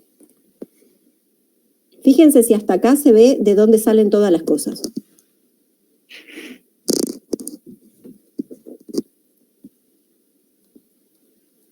¿Hasta acá convence de dónde salieron todos los números? Sí. Sí, profe. Genial, gracias. Sí, sí. Vamos bien entonces. Hacemos la resta. Nos queda -4 más menos la raíz de 4, todo dividido -2, perdón, y la raíz de 4 es 2. Entonces, cuando llegamos a esta instancia, uno dice, como acá tenemos dos operaciones, más menos, las vamos a hacer como si fuesen dos problemas. Uno, para no escribir dos veces este mismo ejercicio, pone más menos, y cuando llega acá, separa. Hay una posibilidad, que es mirar cuando tenemos un más, y otra posibilidad, que es cuando tenemos el menos. Cada una de estas posibilidades va a desembocar en una raíz distinta. Entonces, esta cuenta nos queda -4 más 2 es -2. Dividido -2 es 1. Y esta cuenta nos queda -4 menos 2, que es -6, dividido -2 es 3. Entonces las raíces o conjuntos de ceros de esta función son el 1 y el 3. Mírenlo fijo. Sí, le ponemos más menos de vagos para no escribir dos fórmulas, una primero con el más y otra con el menos. Le ponemos las dos y después acá separamos. Esa sería como la idea general. Una vez que tenemos las raíces, vamos por el segundo punto clave, que era el vértice. Profe, esos puntos 1, 3, ¿serían las que cortan en el eje Y, en X, perdón? En X, exacto. Eso sería la intersección con el eje X. Si quieren, a ver, denme un segundo. Lo voy, a ver, no me quiero mover mucho. Acá. En un rinconcito vamos escribiendo lo que sabemos hasta el momento. Lo que sabemos hasta el momento es que mi parábola tiene raíces en el 1 y en el 3. Entonces tiene que pasar por acá y tiene que pasar por acá. Hasta ahí es lo que sabemos con el cálculo de raíces. El segundo punto clave era encontrar el vértice. La coordenada X del vértice habíamos dicho que tenía fórmula, menos B dividido 2 por A. Entonces reemplazamos con el B y el A que tenemos acá. Nos queda menos 4 sobre 2 por menos 1 y esta cuenta nos da 2. O sea, tenemos el X del vértice. Fíjense que justamente me dio 2 el X del vértice, la mitad entre 1 y 3. También es coherente con lo que habíamos charlado recién, de que el X del vértice tenía que estar justo a la mitad entre las dos raíces. Eso también es algo que nos da una idea de si vamos bien encaminados o si cometimos algún error de cuenta. Si yo calculo el X del vértice y me queda en cualquier lado y no en medio de las dos raíces, ahí nos salta que cometimos algún error de cuenta en algún lado. Y para el Y del vértice, ¿qué íbamos a hacer? Para el Y del vértice venimos a la fórmula original, esta que está acá, y voy a reemplazar todos los lugares donde dice X por el valor que obtuvimos en el X del vértice. O sea, en nuestro caso vamos a agarrar a la función y la vamos a reemplazar por 2. Entonces nos quedaría menos 2 al cuadrado más 4 por 2 menos 3 y hacemos esta cuenta. Nos queda menos 4 más 8 menos 3 y si no me equivoco esto da 1. Creo que da 1. ¿Sí? Esto es 4 menos 3, 1. Entonces, el vértice está en el punto 2, 1. Si acá tenemos el 1, y acá me voy a escribir el 2 más abajo, lo que estamos diciendo es que nuestro vértice estaría acá, en el punto 2, 1. Y lo que nos falta para terminar de hacer de forma prolija este gráfico es calcular la intersección con el eje Y.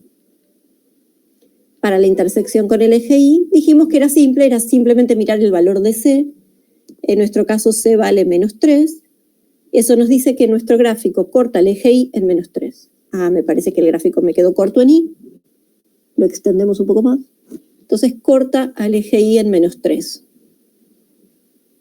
Acá. Y con esos pocos puntitos ya nos alcanza para graficar la parábola. Sabemos que nuestra parábola nace en el vértice y tiene que pasar por todos esos puntitos. Acá es la parte donde no me va a quedar muy lindo el gráfico. Igual ahora se los muestro, lo tengo hecho con el GeoGebra para que lo vean más prolijo, pero nos quedaría una cosa así.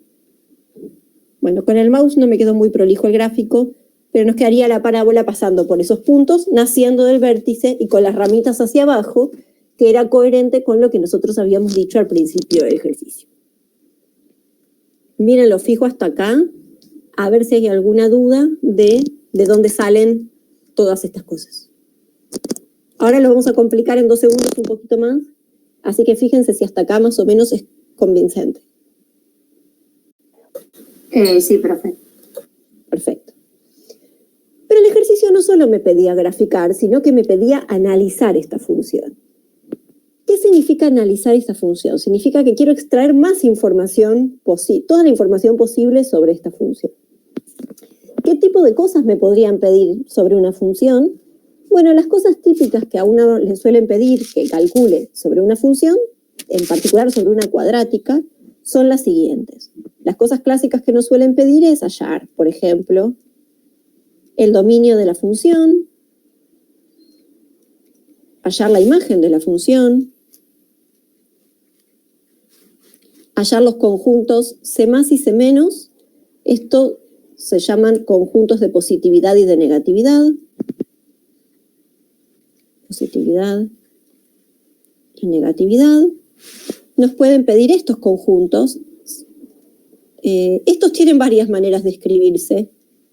Cuando les ponemos flechitas así, se llaman conjuntos de crecimiento y decrecimiento.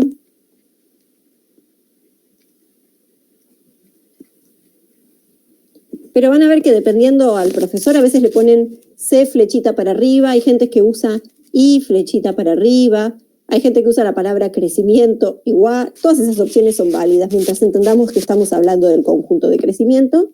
Sí, no hay una única manera de escribirlo, se puede escribir de muchas maneras. Y otra cosa que muchas veces nos pueden preguntar también son los máximos y los mínimos de la función.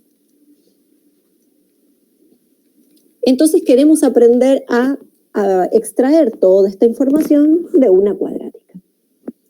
Lo bueno es que con todas las cuentas que hicimos antes, muchas de estas cosas vienen relativamente gratis, pero tuvimos que haber hecho todas estas cuentas previamente. Entonces, veamos cómo se calculan todas estas cosas con paciencia. La que es gratis es el dominio, porque hay una propiedad que dice que todas las parábolas, no importa la parábola que me pongan, todas las funciones cuadráticas, todas tienen siempre el mismo dominio, que son todos los números reales. Entonces, con que yo sepa que es una cuadrática, el dominio van a ser todos los números reales y no hay que hacer ninguna cuenta. La imagen, sin embargo, no es tan gratis. Acá sí hay que hacer algunas cuentas. Pero, no es que hay que hacer algunas cuentas, las cuentas ya las tenemos hechas. Pero para la imagen, no es gratis, hay que escribir algo. En el caso de las parábolas, hay dos posibles respuestas para la imagen, que dependen de si mi parábola tiene ramitas para abajo o si tiene ramitas para arriba. Cuando mi parábola tiene ramitas para arriba, la imagen se calcula de la siguiente manera. Es un intervalo que nace en la coordenada y del vértice y va a más infinito. Mientras que si mi parábola tiene ramitas para abajo, entonces la imagen va desde menos infinito hasta el i del vértice.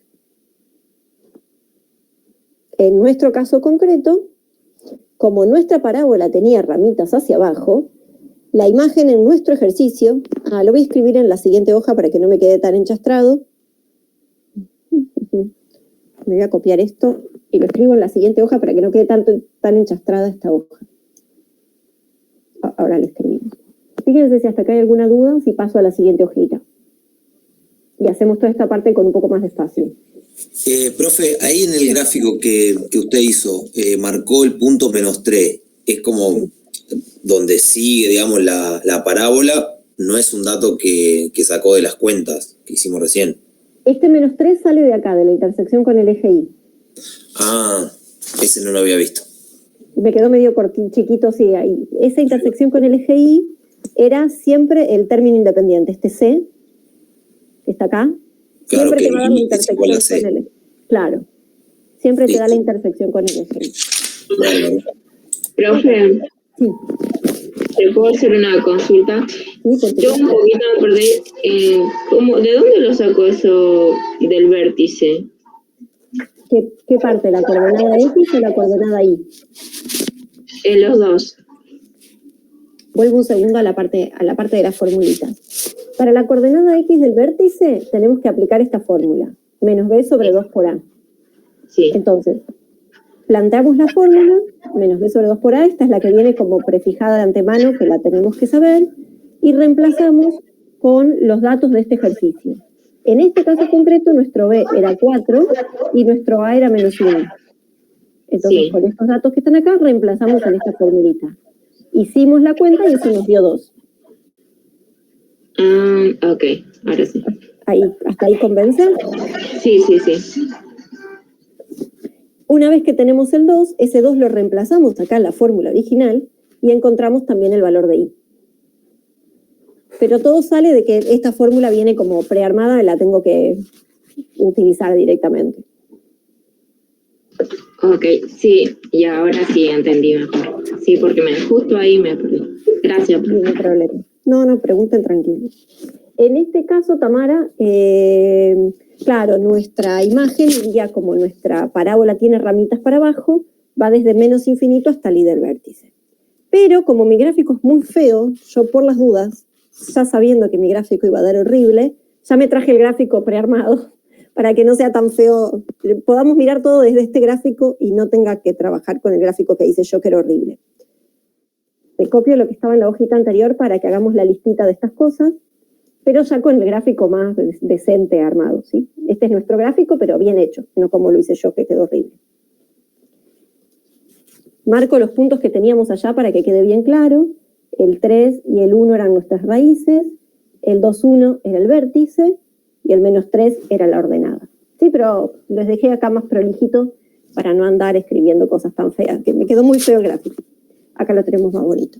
Entonces, según esta fórmula que vimos acá, en nuestro ejemplo, la imagen tendría que ser, como tenemos ramas para abajo, vamos a usar esta fórmula, que dice, la imagen va desde menos infinito hasta la coordenada y del vértice. En nuestro caso, la coordenada y del vértice daba 1. Entonces, la imagen va desde menos infinito hasta 1. Y listo, ya tenemos la imagen. Ya tenemos el dominio, ya tenemos la imagen. ¿Cómo calculamos el conjunto de positividad y de negatividad de nuestra función? Lo pongo por acá. Conjunto de positividad y conjunto de negatividad. Para calcular el conjunto de positividad y de negatividad, lo mejor es tener el gráfico delante. Con el gráfico lo vamos a ver muy fácil. ¿Qué es el conjunto de positividad? El conjunto de positividad es mirar cuando el gráfico de la función me quedó del eje X para arriba. Todo lo que está por arriba del eje X, esta parte la vamos a llamar positividad, y a lo que está por abajo del eje X, toda esta parte va a ser nuestra negatividad. Entonces, la parte amarilla va a representar al conjunto de positividad, la parte verde representa el conjunto de negatividad. Pero ¿cómo lo describo? Porque con el gráfico queda claro cuál está del eje X para arriba, del eje X para abajo. Cuando nosotros vamos a describir el conjunto de positividad y de negatividad, lo que tenemos que ver es qué valores de X representan. O sea, toda esta parte amarilla, ¿entre qué valores de X se mueve? Bueno, si yo miro esta parte amarilla se mueve entre estos valores de X, ¿verdad? Entre 1 y 3. Todos los puntos que están en esta parte amarilla tienen algún valor de X entre 1 y 3. Entonces, cuando nos pregunten el conjunto de positividad, diremos es el intervalo que va entre 1 y 3. ¿Qué pasa con el conjunto de negatividad? Bueno, el conjunto de negatividad tiene como dos partes, tiene esta rama verde y esta rama verde. Si yo miro esta rama verde, la de la izquierda, la rama verde de la izquierda estaría representando estos valores de X. Cualquier punto de la rama verde, si yo lo proyecto al eje X, quedaría por acá, quedaría en esta región. Mientras que si yo agarro esta rama y la proyecto sobre el eje X, me daría esta región. Entonces, cuando calculamos el conjunto de negatividad, vamos a tener dos regiones. Esta parte que está acá a la izquierda, que va desde menos infinito hasta 1, y la parte que está a la derecha. Entonces, se la unimos. Ahí lo que estamos diciendo es que hay dos tramos en la negatividad. Acá me quedó todo medio enchastrado, pero este eran el 1 y el 3. Y ahí calculamos el conjunto de positividad y el conjunto de negatividad. No contentos con eso, el ejercicio además me pide el crecimiento y el decrecimiento. Bueno, vamos a calcular el crecimiento y el decrecimiento. Fíjense que todo esto lo estamos usando mirando el gráfico, ¿sí? Por eso es tan importante haber hecho el gráfico, o sea, toda la parte de hacer el estudio, dónde están las raíces y todo eso, es para que el gráfico esté bien hecho y que nosotros del gráfico podamos responder cualquier pregunta. ¿Qué significan el conjunto de crecimiento y de decrecimiento, de una función? Cuando hablamos de crecimiento o decrecimiento, lo que estamos diciendo es que vamos a recorrer a nuestra función y queremos ver si la función sube o si la función baja. Ya enchastré mucho este gráfico, me gustaría hacerlo de nuevo. Ya dibujé la función 500 veces, pero una vez más. Tenemos el 1, tenemos el 3, tenemos el vértice. Estoy otra vez haciendo el mismo gráfico, nuevamente, solamente para que... Este ya la enchastré bastante. Bueno, con el mouse claramente no me sale dibujar. No, bueno, horrible. La parábola más horrible del planeta Tierra. A ver si la puedo hacer un poco mejor. Bueno, más o menos. Bien. Bueno, usen su imaginación, supónganse que este gráfico es este que está acá. Entonces, cuando hablamos de crecimiento y decrecimiento, queremos ver si la parábola sube o la parábola baja. Para ver si sube o baja, siempre es súper importante que la vamos a recorrer de izquierda a derecha. Si yo me paro en el punto que está más a la izquierda de la función y la empiezo a recorrer, ¿Mi parábola arranca subiendo o arranca bajando? ¿Qué me dicen? ¿Crece o decrece al principio, cuando empezamos a recorrerla? ¿Me paro acá? ¿Tengo que subir o tengo que bajar? Crece. Crece. Entonces, si yo recorro mi parábola, empieza a crecer, crecer, crecer, crecer, crecer, hasta que llega acá. Y en este punto empieza a bajar. Entonces, cuando miramos el crecimiento y el decrecimiento, el crecimiento, tendríamos este tramo en donde crece y este tramo en donde decrece. O sea que sería del menos infinito al 1. Más o menos, porque fíjate que el 1 está acá, ¿verdad? Y yo tengo crecimiento después del 1. O sea, sería al crecimiento de X, o sea, al 2. Claro, el punto en donde yo cambié de estar creciendo a estar decreciendo no es cualquier punto, es justo el vértice. Y el vértice era el 2 en este caso. Entonces nuestra función va a venir creciendo hasta 2 y a partir del 2 decrece. Entonces nuestro conjunto de crecimiento sería desde menos infinito hasta 2. Sí, estaría representando estos valores de X. Todos los que están antes que 2, la función crece. Y todos los que están después de 2, ahí la función baja. Entonces el decrecimiento sería de 2 a más infinito. Y ya tenemos el crecimiento y el decrecimiento. Lo que nos falta ver es si la función tiene máximo o tiene un mínimo. ¿Hay un punto en la función que sea el más alto de todos o el más bajo de todos? ¿Qué me dicen? Sí, tenemos el punto 1, 2, que sería el más alto, y el menos infinito sería el más bajo, o no, nada que ver. Como la función se va a menos infinito, lo que decimos en realidad es que no hay un punto que está más abajo, porque infinito es como que no termina, por decirlo de alguna manera. Entonces lo que vamos a decir con esta función es que tenemos un punto que es el máximo y no hay mínimo, o sea, no tiene un tope para abajo. La función puede bajar, bajar, bajar, tanto como quisiera.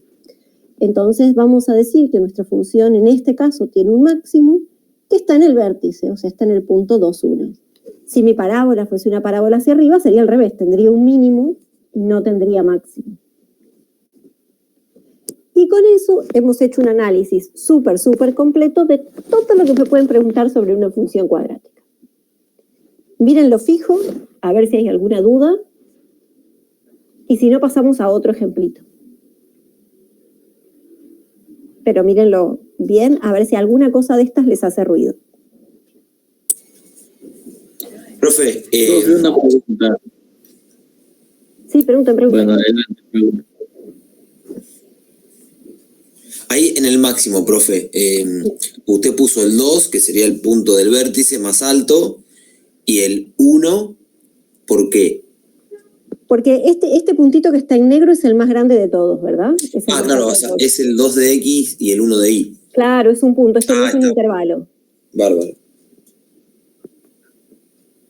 Bien. Ahí vemos, Facundo, de nuevo entonces lo del máximo. ¿Alguien tenía alguna otra pregunta más sobre este tema? Pregunten.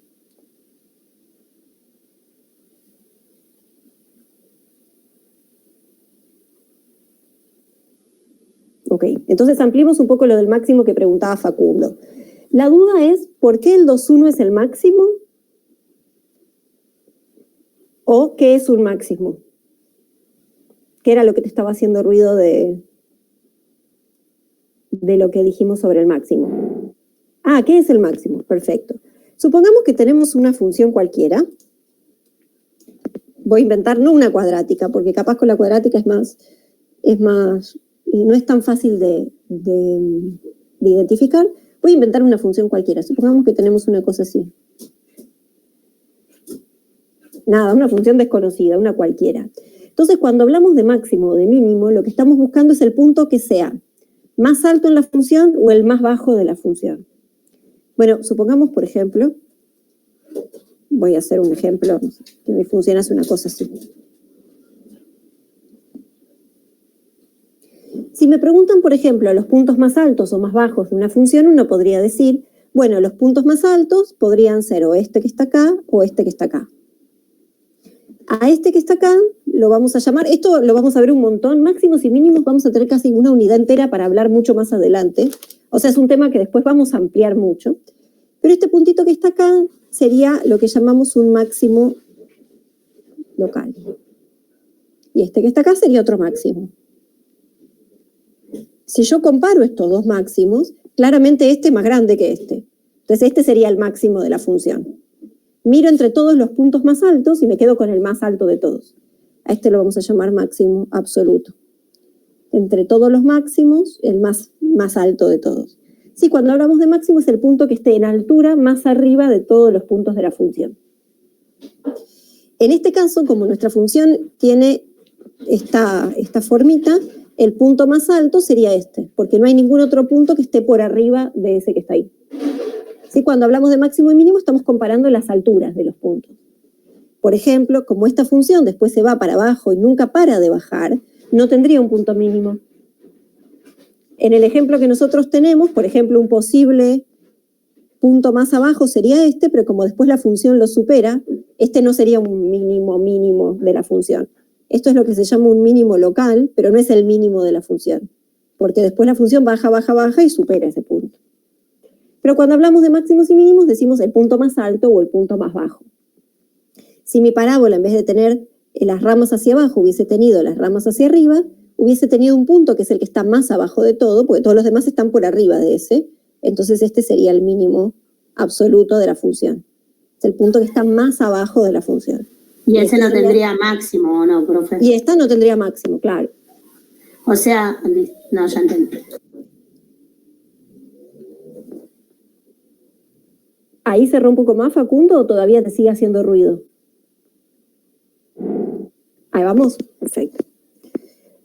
Bien, y el siguiente ejercicio, que es para mezclar un poco los dos temas que vimos hoy. También hay unos parecidos en la guía, que dicen lo siguiente. No sé si lo copié acá. Sí, ya lo tenía copiado, perdón. Borro esto. Me dan dos funciones, una cuadrática y una lineal, y nos dicen encontrar todos los x en donde las dos funciones coincidan. ¿Qué significa que dos funciones coincidan? Lo que nos están preguntando son los puntos de intersección entre las dos funciones. O sea, nos están dando dos funciones y queremos identificar en qué puntos se cortan esas dos funciones. Entonces, siempre que nos digan calcular una intersección, lo que nos están diciendo es esto: igualar las dos funciones y despejar x. Entonces, siempre que nos pidan calcular intersección entre dos funciones, vamos a hacer ese procedimiento. Vamos a igualar las dos funciones que nos dan y vamos a despejar x. ¿Cuál es el problema de despejar esta ecuación? Que no es una ecuación amable de despejar porque tengo x al cuadrado. Entonces, este tipo de ecuaciones son ecuaciones cuadráticas. La única manera de despejar una ecuación cuadrática es con la resolvente. Pero para poder aplicar la resolvente, para poder aplicar la fórmula resolvente, que la teníamos acá, la cuadrática tiene que estar igualada a 0. Que para poder aplicar esta fórmula, yo tengo que tener la cuadrática igualada a 0. Y acá no la tengo igualada a 0. Entonces, para poder aplicar esa fórmula, vamos a pasar todo para un lado, cosa de que nos quede igualada a 0, y ahí sí vamos a poder aplicar la formulita que nosotros conocemos. Junto este con este, porque los dos tienen x, entonces los puedo juntar, y ahora resuelvo esto aplicando la formulita resolvente que vimos hace un rato. Vamos a considerar lo que charlábamos recién. Como no hay nada acompañando al x al cuadrado, interpretamos que hay un 1. Vamos a interpretar que b es menos 4 y que c vale 3 y aplicamos la resolvente. Que es una fórmula que siempre sirve cuando tenemos cuadráticas igualadas a 0. O sea, no solo me sirve para calcular raíces, sino que también me sirve la misma fórmula para despejar ecuaciones cuadráticas siempre y cuando estén igualadas a 0. Entonces reemplazamos. B era menos 4.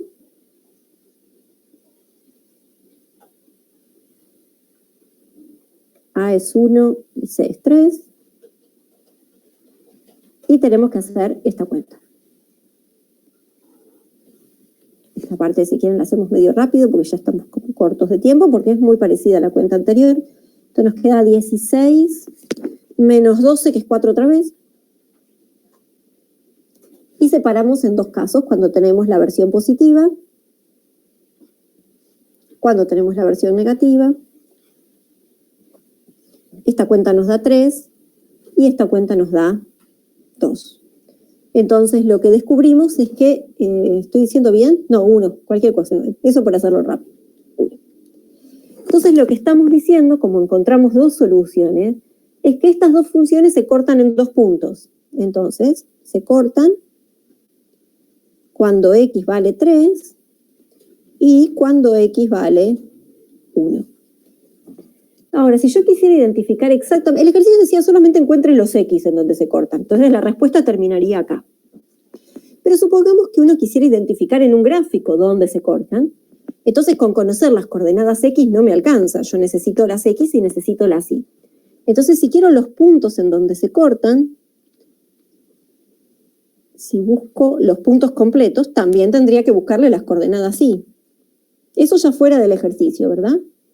Si busco los puntos donde se cortan, necesito las coordenadas y. Entonces, a cada uno de los x que encontramos le vamos a buscar su correspondiente y.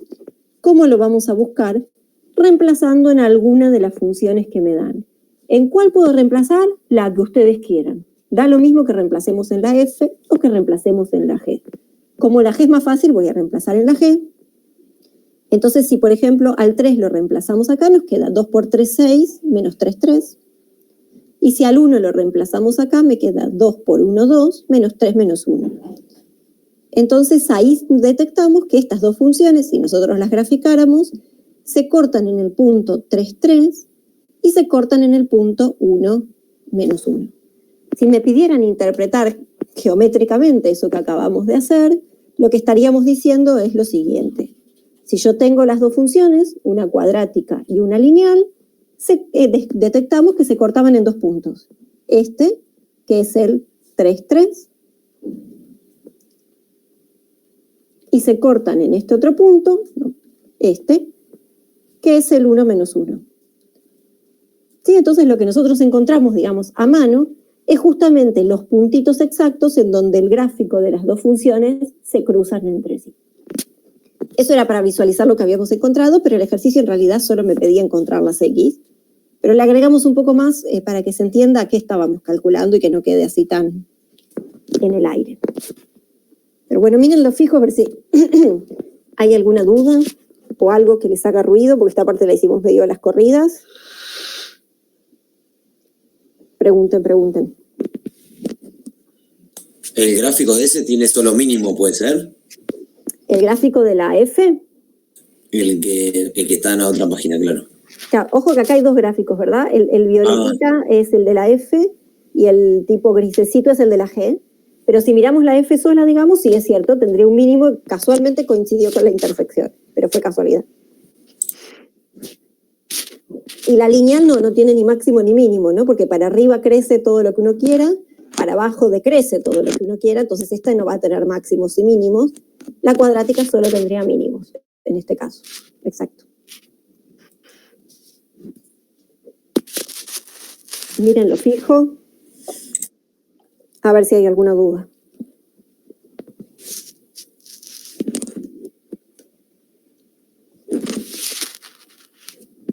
Profe, ¿te puedo hacer una consulta? ¿La intersección también podría ser que sean dos funciones cuadráticas o sí siempre nos va a dar tipo una función cuadrática y otra que sea tipo lineal? No, podría pasar que tengas dos cuadráticas. El procedimiento es igual, ¿eh? Es el mismo, igualás las sí. dos cuadráticas y despejás. Entonces, invento por un segundo. Por ejemplo, suponete que tenés una cuadrática y otra cuadrática, y sí, podrías calcularle las intersecciones, no habría problema. Listo. Mismo procedimiento. Perfecto. Pero sí podría pasar tranquilamente. ¿Más dudas? Profe, por ahí, ¿cuándo volvemos la próxima clase? No, para saber. ¿Volvemos? ¿Qué volvemos el viernes? Yo pregunto también. Sí, ¿no? ¿Viernes? Sí. Y yo creo que estamos al día, así que como que no necesitamos adelantarnos tanto aún. Cuando empecemos con los temas capaz más intensos, vamos a tener que agilizar un poco más ahí. Pero ahora creo que vamos bastante al día con el cronograma, no tenemos necesidad de adelantarnos mucho. Profe, yo tengo una consulta, Sí, decime. pero es más arriba, no sé si puedes subir ese en el primer gráfico que hiciste. ¿Este? Así es. En este caso, cuando aumenta o crece, siempre Acá tengo estamos que ahí. ver, claro, ahí. Cuando aumenta, este de acá, el -3, sí o sí tiene que ser en, como sería el punto de paso, -3. Digamos, si yo tengo, en el 0,2 sería el punto máximo. El 2 en la eje Y, positivo. A ver, pará, dame un segundo que no sé si te entendí. Voy a inventar. Vos me decís si tenés que tu máximo sea El 2, el 2. Sí, 0,2. acá, por ejemplo, que tu parábola es una cosa así. Ah, claro. En este caso, ¿cuál sería el...? O sea, acá la función estaría creciendo, acá estaría decreciendo, ¿verdad? Entonces, este punto que está acá tiene coordenada y igual a 2, coordenada x igual a 0. Entonces, tu conjunto de crecimiento sería desde -infinito hasta 0, porque en el 0, al x igual 0 es donde vos parás de crecer, y de 0 para allá decreces. El decrecimiento sería de 0 a más infinito. O sea, este 0 es por el x, siempre son x. Claro, justo ese, tenía una duda. El valor de x donde cambias de crecer a decrecer. Es por eso que en el ejercicio anterior, fíjate que nosotros el crecimiento y el decrecimiento cambian 2. Porque en el 2 de x es donde vos tenés el quiebre, el eje de simetría, ¿verdad? Que cambia de tener un crecimiento a tener un decrecimiento. Un decrecimiento. Bueno, gracias. Me quedó bastante claro. Bueno, nos vemos el viernes entonces. O si alguien tiene alguna duda más, yo me puedo quedar un ratito más, no hay problema. Yo estoy acá también. Yo por mí ya estoy, tengo que ir a otra clase en realidad. Vaya nomás. Bueno, gracias. Bueno, yo, profe, muchas gracias, que tengan un lindo fin de semana y también me retiro. Gracias, igualmente. Nos vemos el viernes.